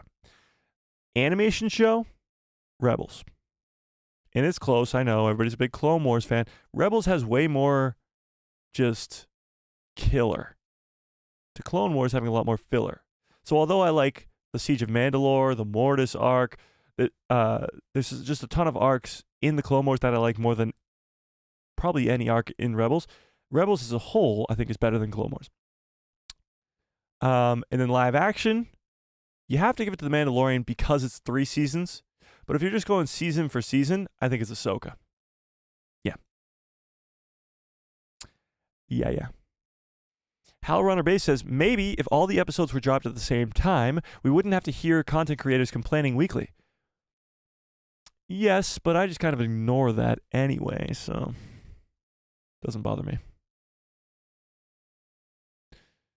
Yeah. Makes it more of an event, otherwise people wait.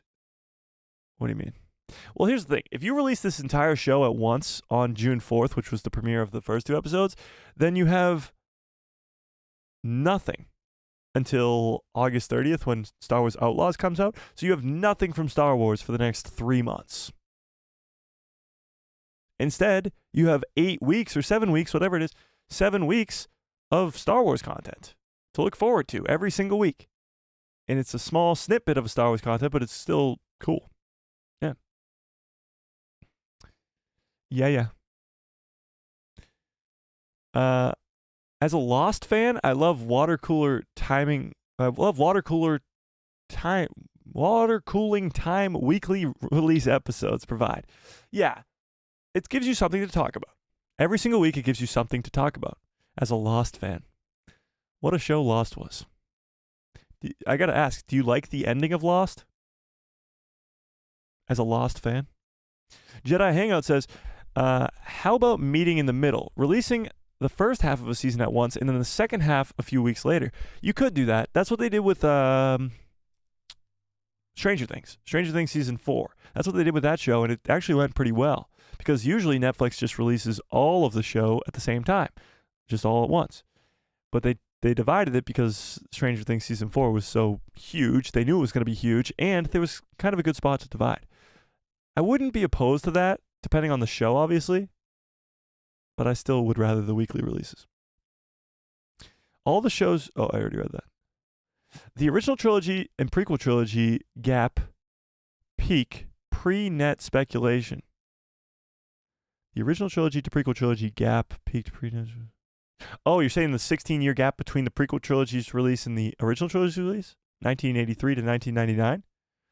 Honestly, was not alive, so I could not say if that's the truth, but it must have been a wild time. Going 16 years without any Star Wars content now feels almost impossible. Imagine The Acolyte ends in July and we don't get the next Star Wars show, movie, or anything until 2040. Imagine. 2040.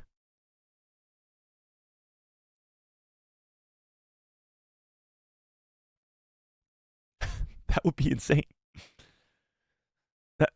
Imagine how many crazy prediction streams we would have for the next 16 years.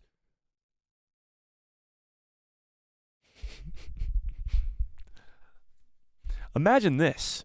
They dropped the first 3 episodes of The Acolyte, and after this 3rd episode, which has literally spun the entire Star Wars fandom into a spiral, after this 3rd episode, they didn't release the 4th episode until 2040.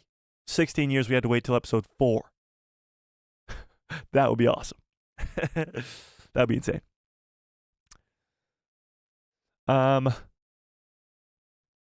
Andor had story arcs within the season. That's true. And season 2 of Andor is going to be actually a pretty good or a pretty cool sort of experiment. Because season 2 of Andor is going to be 4 arcs.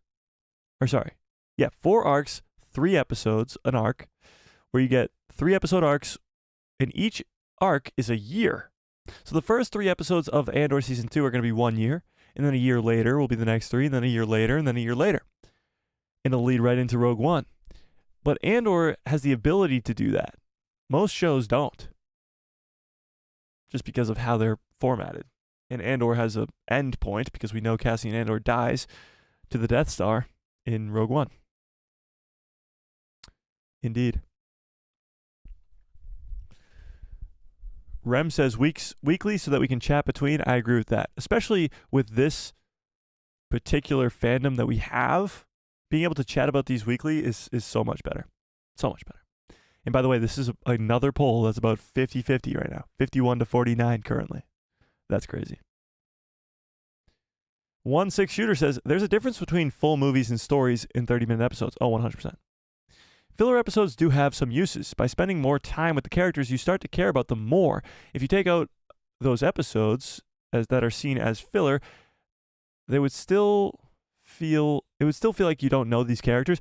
I agree with you. I mean, when you look at the Bad Batch specifically, because we just finished that last month, when you look at the Bad Batch specifically, all the filler episodes are episodes where you learn who these characters are and you get connected to these characters. Like the random episodes in the season 2 where Tech is in the race, the pod race. Like, that's just kind of a spin-off episode where nothing's really going on. It doesn't affect the major story of the Bad Batch. But Tech dies at the end of the season. Spoiler alert. Tech dies at the end of season 2. And that's just more character development to his character. You want to spend more time with him so that when he's gone, it feels worse, I guess. It's just good storytelling. Yeah. So sometimes, in some scenarios, you need those filler episodes. Jack Robbins says, Mike, what is your favorite project so far? Like ever? Or you mean like this year? Favorite Star Wars project ever is Revenge of the Sith. But I don't know if that's what your question was asking me. Yeah. Connor says, have you spoken to anyone who got to see the 4th episode early? No. I don't know any spoilers or anything like that. I try to stay away from them, actually. I have not talked to anybody who has seen that 4th episode yet. But from what we've heard, the reviews we've read about the people who've seen the first 4 episodes, they've all been pretty much astoundingly positive when it comes to the reviews. So I'm actually really looking forward to episode 4, because not only do I expect this fight in the forest between Kelnacca and Mae to happen, but maybe even the fight between the 8 Jedi and Darth Zipperface to happen in episode 4. But I also think we might be able to see these flashbacks too, to what actually happened on Brendock 16 years ago, not just Osha's perspective. So I think next week, regardless, is going to give us one of those 2 things, and it's going to be extremely cool. Yeah. That's what will be cool. Dark Sky says, sadly, I'm done watching the rest of this series. It's plain bad to me. Plus, the witches did it in for me. Dang. Well, I hope. If it's not your thing, it's not your thing. I don't know what to say. Maybe it gets better if you want to keep watching. I don't know.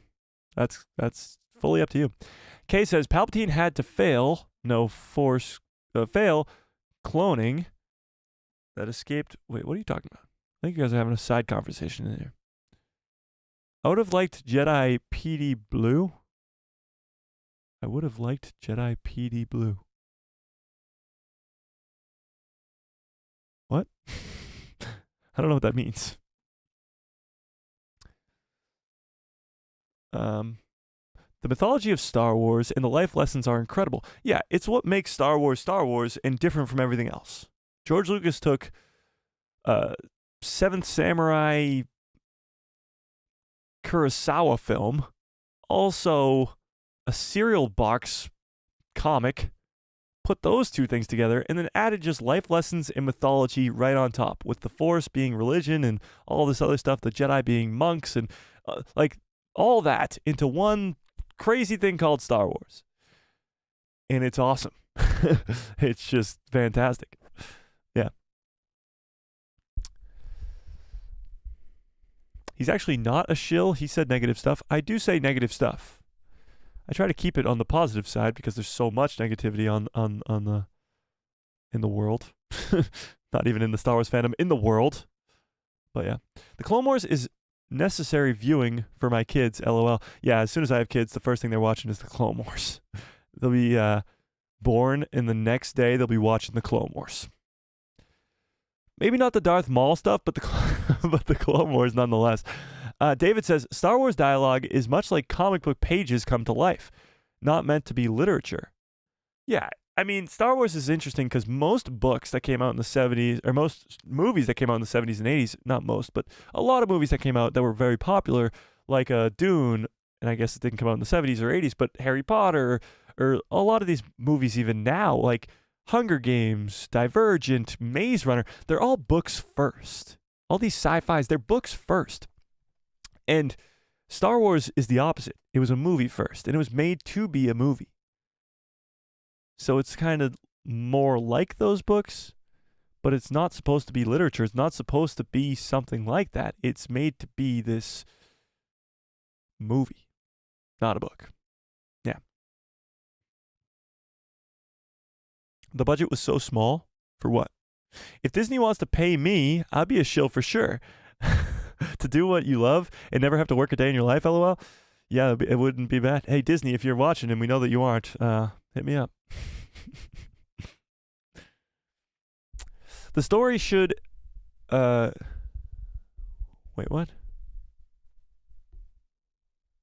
Oh, sorry. The story should dictate the length of the show / episode. Exactly. However long the story takes to be told, that's how long the show should be. It shouldn't just be a set amount of episodes just because. It should be how long it takes to tell the story. For sure. Not for sure, actually. 5 sure. Not for sure. 5 sure. Obi-Wan Kenobi should have been a movie as originally planned. Boba Fett too. Book of Boba Fett's a little bit different because it is a connection between the Mando seasons, so I don't mind that as much. But Kenobi definitely should have been a movie. Yeah. Indeed. Tell a TV season long story? I don't know what you mean by that. But the Acolyte had the scope for the story, though.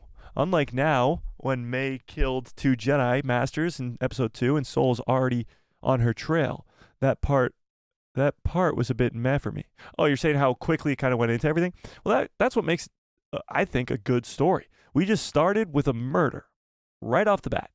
And we immediately just dive into it very quickly. And yes, Soul's on her trail very quickly, but that's because she's a twin. And then we had to get to this flashback. And now we're having to go back to Kelnacca in the forest because we just learned who Kelnacca is. And then we're going to get flashbacks to what happened then with Kelnacca. Then we're going to get more of what's happening now with this mysterious Master Sith Lord, a.k.a. Darth Zipperface, a.k.a. Smilo Ren. And we're going to get a lot more story, and we don't even know what happens in the next 3 episodes or 4 episodes, whatever's remaining after that. We don't even truly know the final story of this show. We're still kind of just piecing it all together here as we're only 3 episodes in to the 8-episode series. Yeah. Indeed. The dyad was something that the Sith were trying to form with the rule of 2. What if Plagueis was wanting the witches to create a dyad for the twins? It's not a terrible theory. It's not. But I actually think that the witches are going to be the ones who teach Plagueis this power, not the other way around. Yeah. Cole says, I respect the fact that you read all the comments, man. No matter if they go pro or against what you think. Never change. Oh, I'll never change. Absolutely not. I try to read every comment. I know I don't catch every comment now. I try to read them as much as I can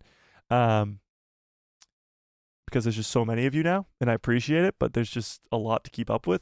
I do sort of try to prioritize the members' chats over others, and not just, I appreciate all of you guys, but memberships obviously are paying to be here.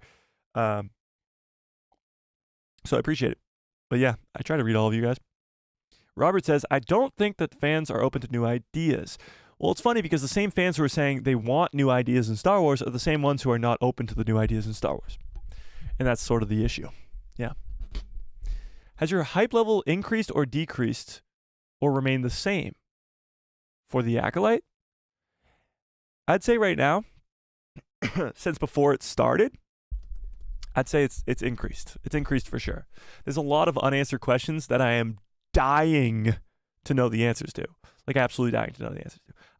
Really, just because it's in the trailer so much, I really want to see this scene.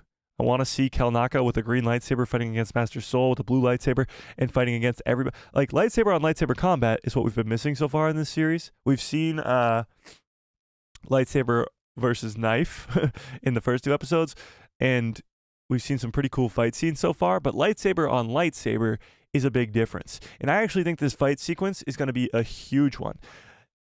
Do you guys remember when I was saying that there was rumor of there being a 25-minute fight sequence in this show? I actually think now, more than ever, the reason we didn't see this in the last episode, this whole fight thing between Kelnacca going crazy and fighting against Soul and Torben, the reason we didn't see this sequence is because that might be the 25-minute lightsaber fight sequence that they were talking about. We could see 3 Jedi, Indara, Soul, and Torben, fighting against Kelnacca because the witches have sort of taken over his mind. It's a gigantic loophole and a way to get around like having a lightsaber fight in a time where there's supposed to be no Sith around. It would be really, really cool. Now, there's obviously the other option, which is the 8 Jedi in the forest versus Darth Zipperface. That could be the 25-minute fight sequence that was rumored.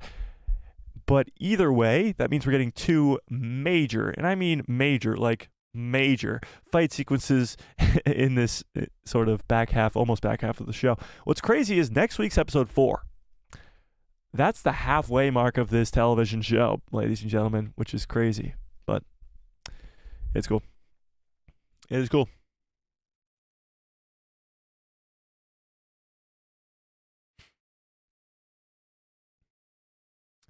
Respect to Kurosawa. Oh yeah, 100%. Kurosawa is the GOAT. Think about all the movies he has influenced, like over the years, because of that Seven Samurai movie and his other movies. Yeah. The important comment the witch mother said is, "You are a very powerful girl." She didn't say you're very powerful twins. I disagree. I think she over and over again said in that episode that they were more powerful together. The power of 2. Not the power of 1.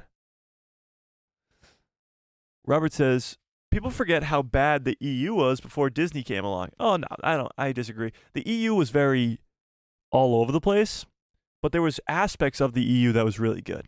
Like, there was some really good stuff, like the Heir to the Empire trilogy from Timothy Zahn, or even the Plagueis novel. But there's some stuff like Fate of the Empire that's good, but it's like kind of all out there, or Dark Empire even. Like, there's no set canon, which is a little bit of a problem. But there's some really good stuff in the EU. Yeah.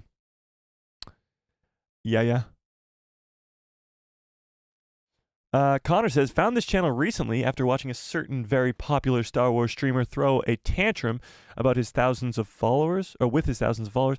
This is a much healthier environment. So glad I found you. Well, I appreciate that, Connor, and I could not possibly guess who you could be talking about. But yeah, yeah, I appreciate it. Well, I'm glad you found me. I'm glad. I imagine the girl that carried the twins. Oh no.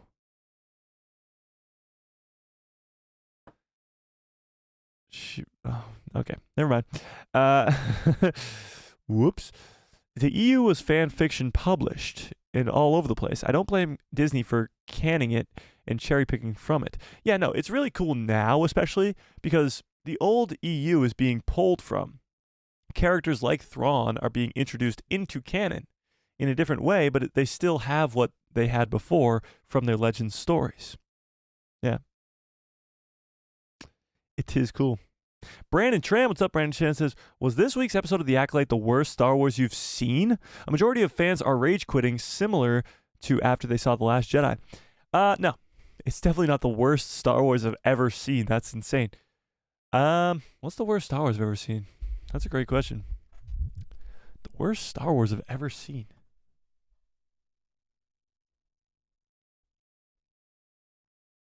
I don't know. When I look back at Star Wars, even the sequel trilogy, which I'm not the biggest fan of, you guys know that, even the sequel trilogy, like I can sit and watch it and enjoy it and enjoy myself. I don't put them at like a 0 out of 10. Like nothing in Star Wars I think is a 0 out of 10. I don't know, it's tough. It's tough. Maybe they fly now? I don't know. Ewok Adventure, I could give it that. Yeah. Yeah. It got the lowest audience rating, but I know people review bombed it. It's at a 19% now? No way. Is it really? The Acolyte. Rotten Tomatoes. It's at a 19. Oh, the Rotten Tomato score has actually gone down too. It was at a 91, I think, at one point. It's now at an 83 or 85. Sorry, 19% is crazy. So obviously it did get review bombed like insane, and it's still going down. But that's insane. Yeah, that's wild. That's wild. 19% is crazy. Yeah. Nestor says, Mike, have you seen the video about the original script for Kenobi from that guy who wanted to do a cinematic trilogy? It's so good. I don't think I've seen the original script for Kenobi, but I do know that it was supposed to be a movie first. The reason I think Tenebris had the role of creating the twins is the line from Mother Coral, where she says, how do you think the Jedi will react if you found out how you created them? Ooh, interesting. Yeah. That is interesting, because that line is extremely important. How are the Jedi going to react to how you created them? Why would the Jedi have a reaction as to how you created them? I mean, it would make the most sense because they used the Force to create them, so that's a big no-no, and that might be why. But if a Sith was involved, that would definitely be a big problem. That is crazy. I like that theory. I like it a lot. I like it a lot. Nah, man, the fight is going to be epic for sure. Can't wait for all the haters to nitpick the frick out of it. Yeah, just despite the negative content. Yeah, I mean, just to desperately make negative content. Yeah, I mean, as soon as it's good, it's going to be insane. Yeah. Yeah. When it's undeniably good, they go quiet. I don't know. I don't know what to say.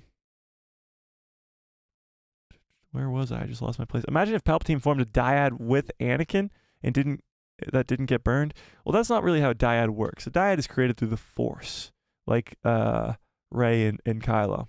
Yeah. The Bane trilogy is old EU and was superb. Yeah, all the old Republic stuff is old EU and it's all freaking. Well, I mean, I wouldn't say all, but most of it is really, really good. Bane trilogy, for sure. Leroy Justice, what's up, says, as an old fan, I don't think it's fair to say we aren't open to new ideas. I want to like Star Wars. I want to like all Star Wars, but I can't get on board with what Disney has put out. I'm not saying that everybody in all of the history of Star Wars is not open to new ideas. That's not at all. I'm more so saying that people who are saying that they want new Star Wars ideas aren't the ones who are not always the ones who are open to the new ideas, and that's what we're seeing now. But going to the back half of what you just said, you can't get on board with what Disney's putting out now.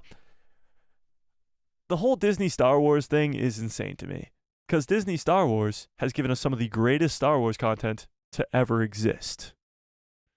And before you say, Mike, you're an idiot, think about it. Since 2012, we've gotten Rogue One, The Mandalorian, Ahsoka, Rebels, Clone Wars Season 7, Tales of the Jedi, Tales of the Empire, to name a few of extraordinarily great Star Wars content.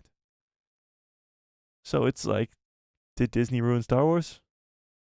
Absolutely not. Yeah. I have a theory as to who he is talking about. Who is who talking about? What? What's your theory? Christmas special? Oh, the Christmas special. That's pretty bad too, I must say. Where Star Wars is the holiday Christmas special? Okay, maybe that. Maybe that. Sky High says, it's got the lowest rate. Oh, I already read that. I prefer watching The Last Jedi 10 times in a day before watching this dog Okay. Okay. The Star Wars Christmas special. Nice. Star Wars Kata says, Palpatine created Anakin. It's canon. Did you search it? I did search it. Where have you been? We had a full-on conversation about this.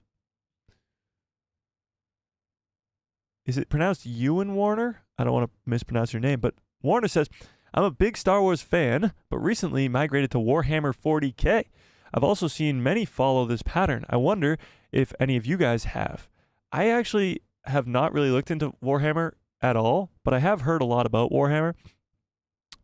It's interesting to me. I've definitely heard some of the story. It's very interesting. I'm just not big into it. Not really, no.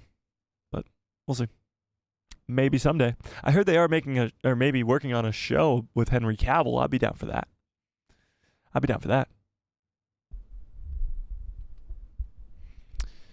The worst Star Wars is Resistance. Again, I still haven't seen Resistance, so I can't really say. Cole says, let's be fair. It got review bombed both ways. It shouldn't have been at the 95 that it had on Rotten Tomatoes, and the audience score shouldn't have been below 50, in my opinion. The audience score is obviously bombed, but the critic score is, I think, more on the accurate side. Right now it's at an 85. I'd probably have it a little bit lower than that, just 3 episodes in so far. But again, they've seen the first 4 episodes, so maybe that'll change. I'm probably first 3 episodes in at like an 8.2, 8.1. I mean, that's probably an 81, 82 out of 100, so it's not that far off from where I'd be at with that. Yeah. The review bomb shows that it's good. They have to use bad faith tactics to try to kill the show. Yeah, if the show is really bad, then the critics would say it's bad, and everybody else would be saying it's bad. The only people who are saying it's bad are the people who are trying to make a quick buck off of negative comments and negative publicity. The majority of the Star Wars fandom right now is saying it's pretty good. I'm hoping it gets better, and it's pretty good so far. It's just sort of the minority who's people just screaming louder than everybody else. Damn it, just go down to the bottom again. I hate it when it does that. Oh, there we go.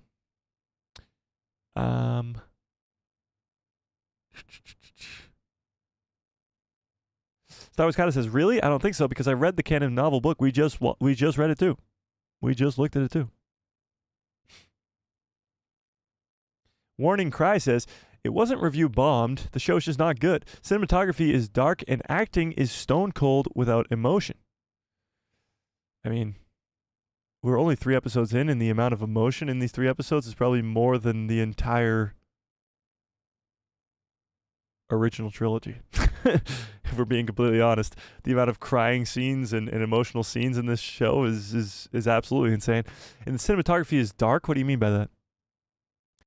Cinematography has probably never been better since Disney bought Star Wars.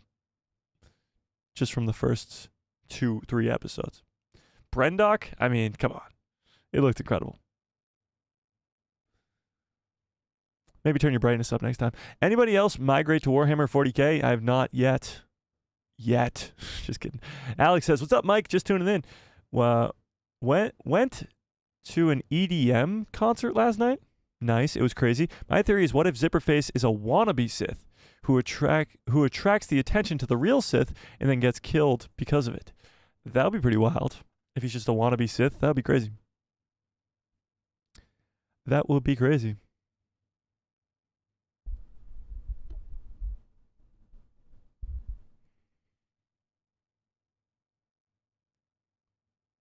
Review bomb, review boost, why should we care? Yeah, I know. Who cares about what the reviews say, honestly? They don't mean nothing. It's what I see is what means everything. Ellie, what's up, Ellie? How we doing? Hello there. Whew. Disney ruined the escapism of Star Wars. Okay, let's touch upon that. Star Wars is an escape. It always has been. It always will be. Disney did not ruin that. Disney is, like, their whole goal is escapism. You ever been to Disneyland, Disney World? The whole goal is escapism. It's with all their projects. Marvel, Pixar, Star Wars, everything. What's ruined the escapism of Star Wars is the fans. It's the fandom. It's the toxic, for lack of a better word. I hate the word toxic, but I seem to have used it on 3 straight streams now. It's the toxic fandom that is pulling itself apart piece by piece. That's what's taking away the escapism of Star Wars. That's why we're sitting here. It's crazy. The arguments are only being had because the arguments are being created by Star Wars fans. Because people can like the show, people can dislike the show, and that's perfectly fine. It's only when the arguments start is because one person thinks that their opinion is more important than somebody else's. That's where the escapism of Star Wars has gone away. Yeah. The Force Dragon says, I only found 2 other YouTubers who have been as respectful as you have, and now have found a third. You just got a sub. Oh, thanks, Force Dragon. I appreciate that. I appreciate it. Star Wars fans are the only ones ruining Star Wars. Could not agree with you more. Could not agree. Sid, why are you bringing up Sid? Officer Murdoch, why? Why? Why? Yeah, no, that's the perfect answer. That's the perfect response. The worst thing in Star Wars is Sid. Sid. Freaking Sid. Can you search it one more time for me, please? What more do you want to see? Just rewind the stream. We talked about it for like 10 minutes. Jedi Hangout says the only good thing about Star Wars Holiday Special was Arthur, and they actually had to pay her to do a lot. Oh, I'm sure they paid her a ton. Actually, like a ton. Yeah, for sure. I got your name right. It's Ewan? That's awesome. Is that like Ewan McGregor? That's cool. No worries, Abby. I appreciate it.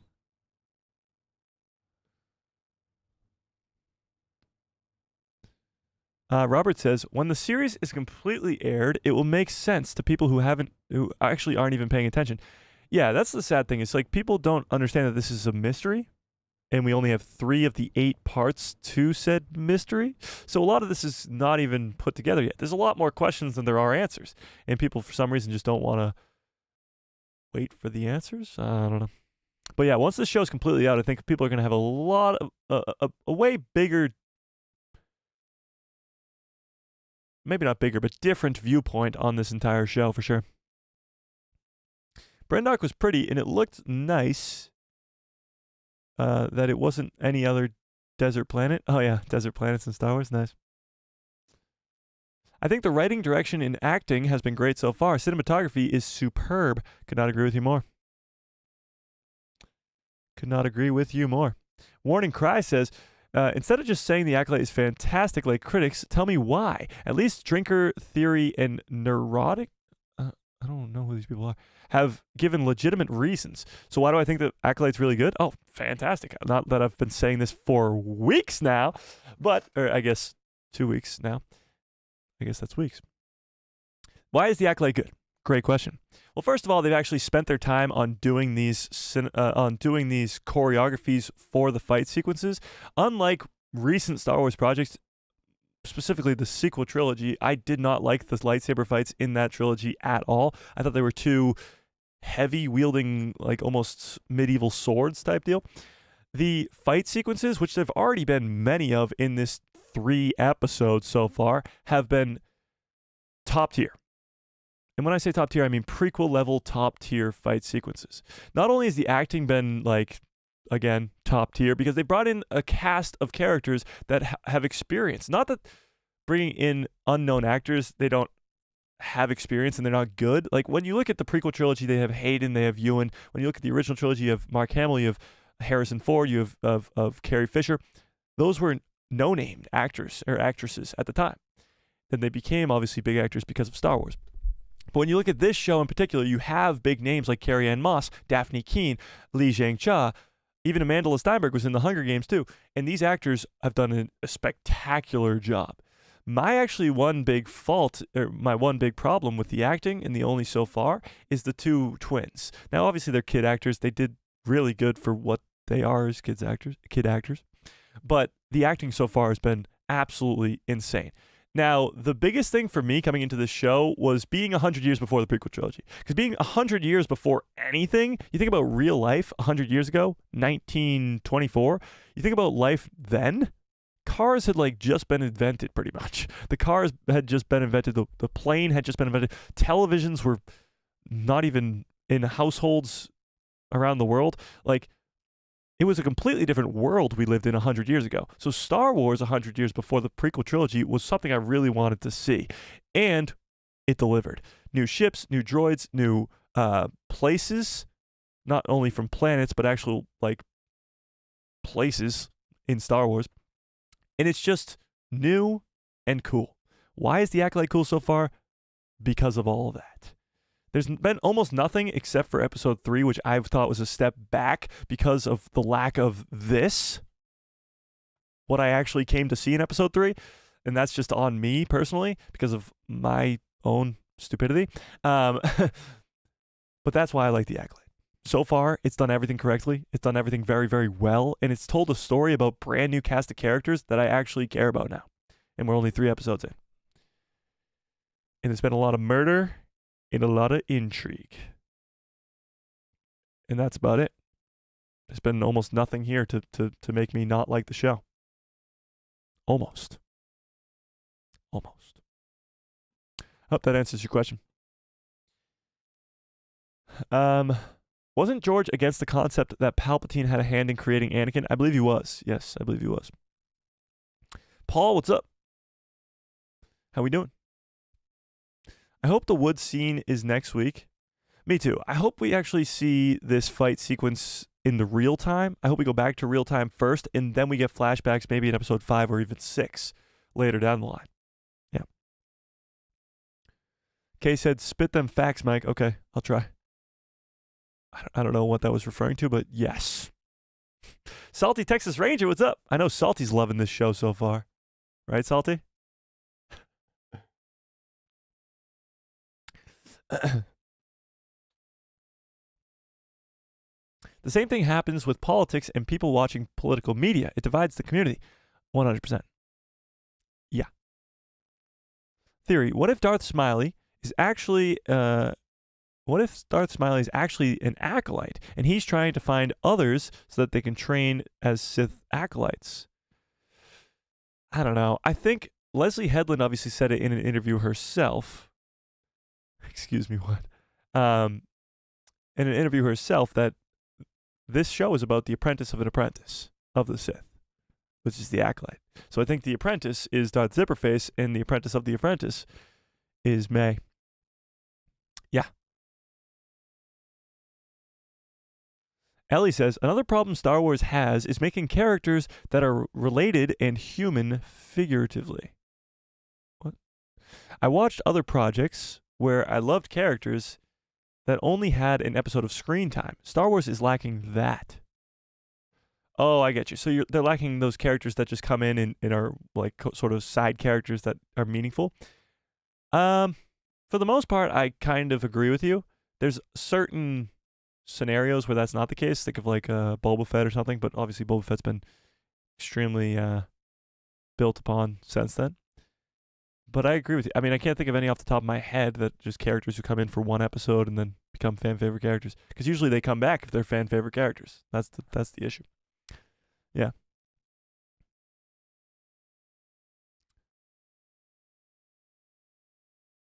Abby says, thanks for keeping this place for everybody's opinions. It really is difficult to find a place where everybody respects everybody else's opinion. Well, that's kind of the goal, is there is almost no place for that. There's none. I mean, when you look at other content creators around, there's a few, and they're very far and few between, but there is a few, and they're hard to find that you can actually speak openly and actually have your opinion be heard and not shit on. And that's kind of a bummer. It shouldn't be that way, but sadly it is. And I'm glad that I can be a part of this community where we have this spot where you guys can come in. If you like the episode, if you dislike the episode, you can talk about it, why you didn't, why you did, and we can have a civilized conversation about it and not just yell at each other, you know? Yeah. Brandon says, I got a new theory. What if the Sith Master is revealed to be Darth Gluteus? What? And he's friends with Darth Tenebrous and Darth Plagueis? Is that like a Darth Sith Lord who's allergic to gluten or something? Huda Gluteus. To quote Jake Skywalker, this will not go the way that you think. Oh my God. Nestor says, people are so mad about Steinberg. wanting to make white people cry, but she was being interviewed by different movies about a different movie completely. Fans took that interview out of context and bashed her, insane. That always happens in the Star Wars community. If an actor or an actress says something like that, it gets bashed. But truly, I like to just look at the Star Wars content itself because, let's be honest, that's what we're here for. Gluteus Maximus, yes. That's what we're here for, is to watch the Star Wars content. What they say in these interviews is absolutely insane. Yeah, it's crazy. Yeah. Steven says, what is the mystery? Why revenge and who is behind the mask? What is the mystery of the show? Well, the mystery of the show right now, and it could also change as we go. We still have 5 episodes left. Well, right now it's what happened. Who killed the witches? Was it the Jedi? Why is Kelnacca fighting against Soul and Torben in the trailers? And it's obviously Darth Zipperface. Who is it? Is he the apprentice of Plagueis? Is he the apprentice of Tenebris? Are all those Jedi in the Forest going to die when they fight him? Like, there's a lot going on at the same time. Yeah. Yeah. The CGI on that alien witch is what kind of threw me off. Which one? What alien witch? Mother Coral? I don't think she was CGI'd at all. Master Soul and younger Osha act very well off of each other. You can tell that the actor portraying Soul is extremely talented. Brings up everybody he's around. Yes, Li Zhangxia, or I think they call him JJ for some reason. Maybe it's just easier to say. JJ, he's a great actor. I mean, if you watch Squid Games, he's fantastic. You watch this, he's fantastic. He's by far my favorite character in this show so far. But I'm hoping that Kymir gets some pretty awesome revelations. Yeah. Oh, just go down to the bottom again.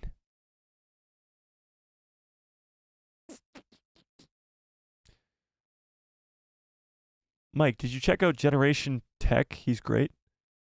I did not. Somebody has to remind me in the Discord or something so I can. How did the Jedi cover up the Sith event for 100 years? Well, that's a good question, and that's a big question that needs to be answered in this show. I really have no clue. Oh my God, we've been going for 2 hours?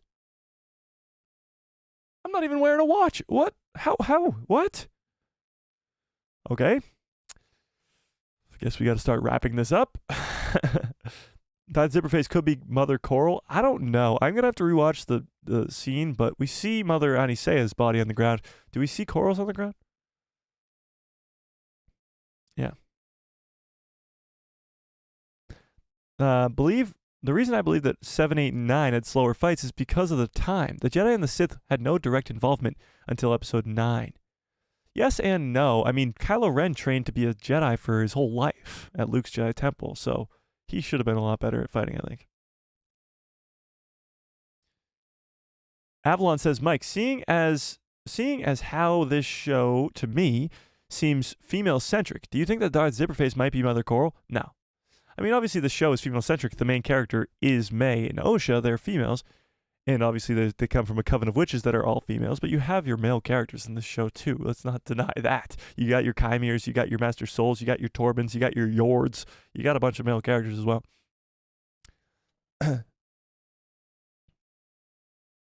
Steven says, sure, a plot, some events, but what's the mystery? Killer's motivation remains obscure, and the guy in the mask, that's Scooby-Doo. Hey, who doesn't like Scooby-Doo? You could say that about every mystery. Everything is Scooby-Doo until it's not. Until you find out who's under the mask, and then it's just the end of Scooby-Doo. Yeah. Can I ask why you like the OG? Because there is a role. It's not science fiction. Star Wars is a reality that should make sense in our world, or it must be explained. No, that's not true at all. Star Wars has always been something that doesn't actually make sense in the real world, and it's straight from the original Star Wars. The Millennium Falcon does the Millennium Falcon. Jesus, how many freaking 12 parsecs? Is it 12 parsecs? It's 12 parsecs, right? Why did I think it was 24 for a second? It's 12 parsecs. Jeez, 12 parsecs. Parsecs is not a time. It's a length of space. It's a distance. It's 12 parsecs. And Star Wars has always been this way. Like the physics and some of the math or science of it all in Star Wars isn't real. That's why it's sci-fi. It's science fiction. It's not science. It's fiction. Star Wars has always been that way. Indeed. Fearless says, Book of Boba Fett was actually quite good. I liked watching it. Book of Boba Fett has its moments. I do like it. Yeah. Yeah. Can't wait for this 20-minute duel. I'm hoping that it's true. I mean, it was rumored that it's going to be 20 to 25-minute duel. Like, supposed to be on the level of Phantom Menace, Maul versus Qui-Gon duel. Which is insane. Yeah. Grifters love to take stuff out of context. Oh, yeah, for sure. That's why I always love to say at least one thing every stream that seems like if you took a clip of me saying that one thing and took it out of context, it would like just make no sense, or it would make a lot of sense, but it would make me look like I was saying something horrible. Because it's fun, you know? Hopefully somebody clips it and I go crazy.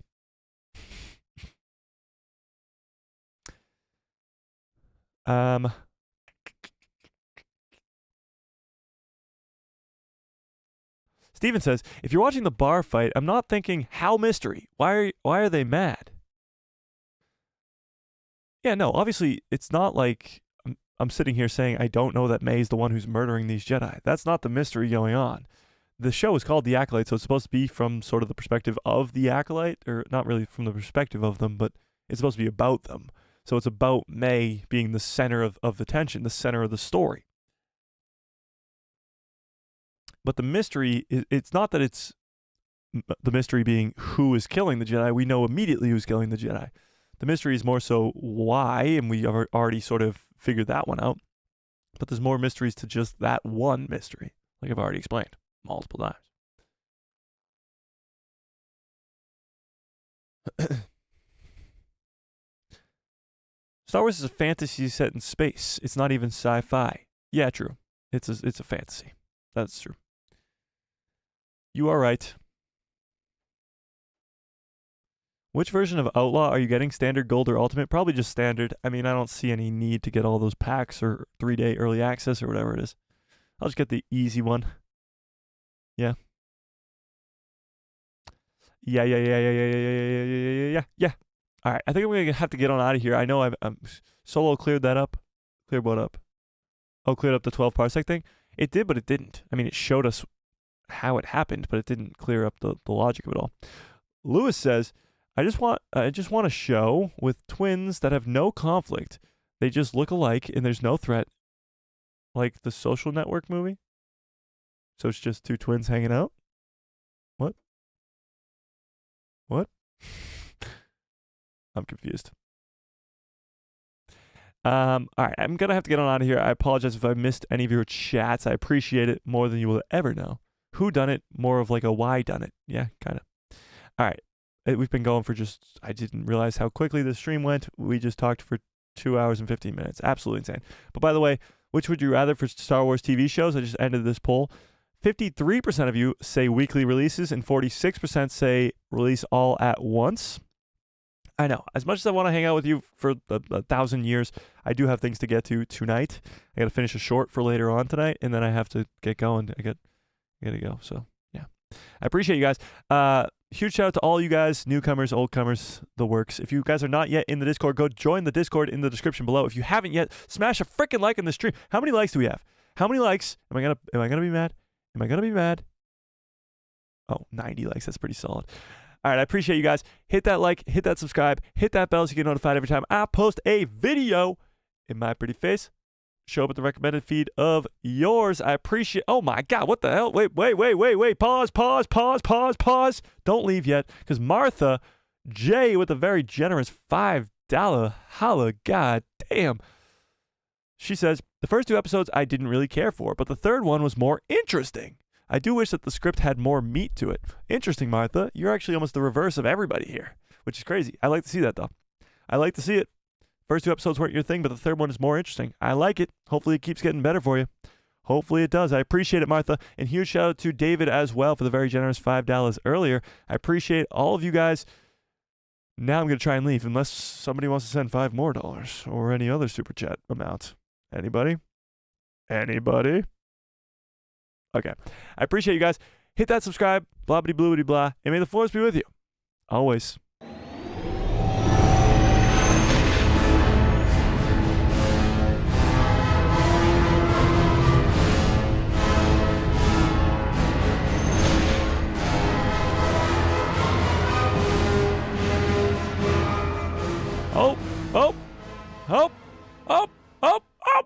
Wait. Turn the stream back on.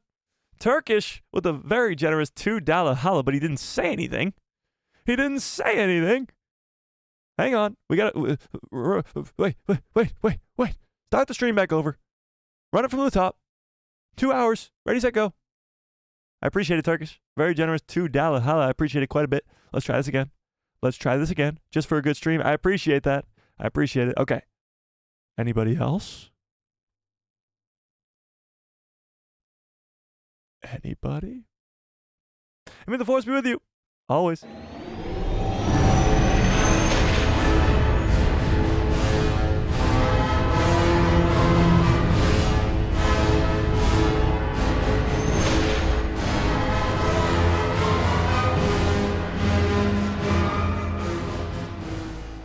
Oh, yeah. What a great stream. What a great show. You guys are the absolute best. I appreciate every last one of you. And I'm so glad that today wasn't as hostile as I thought it was going to be. I was really expecting to have to be fighting off the haters, so to speak, in the chat today. But that wasn't the case. And I appreciate it. I hope you have a great rest of your evening. Great rest of your lives. And good night, everybody.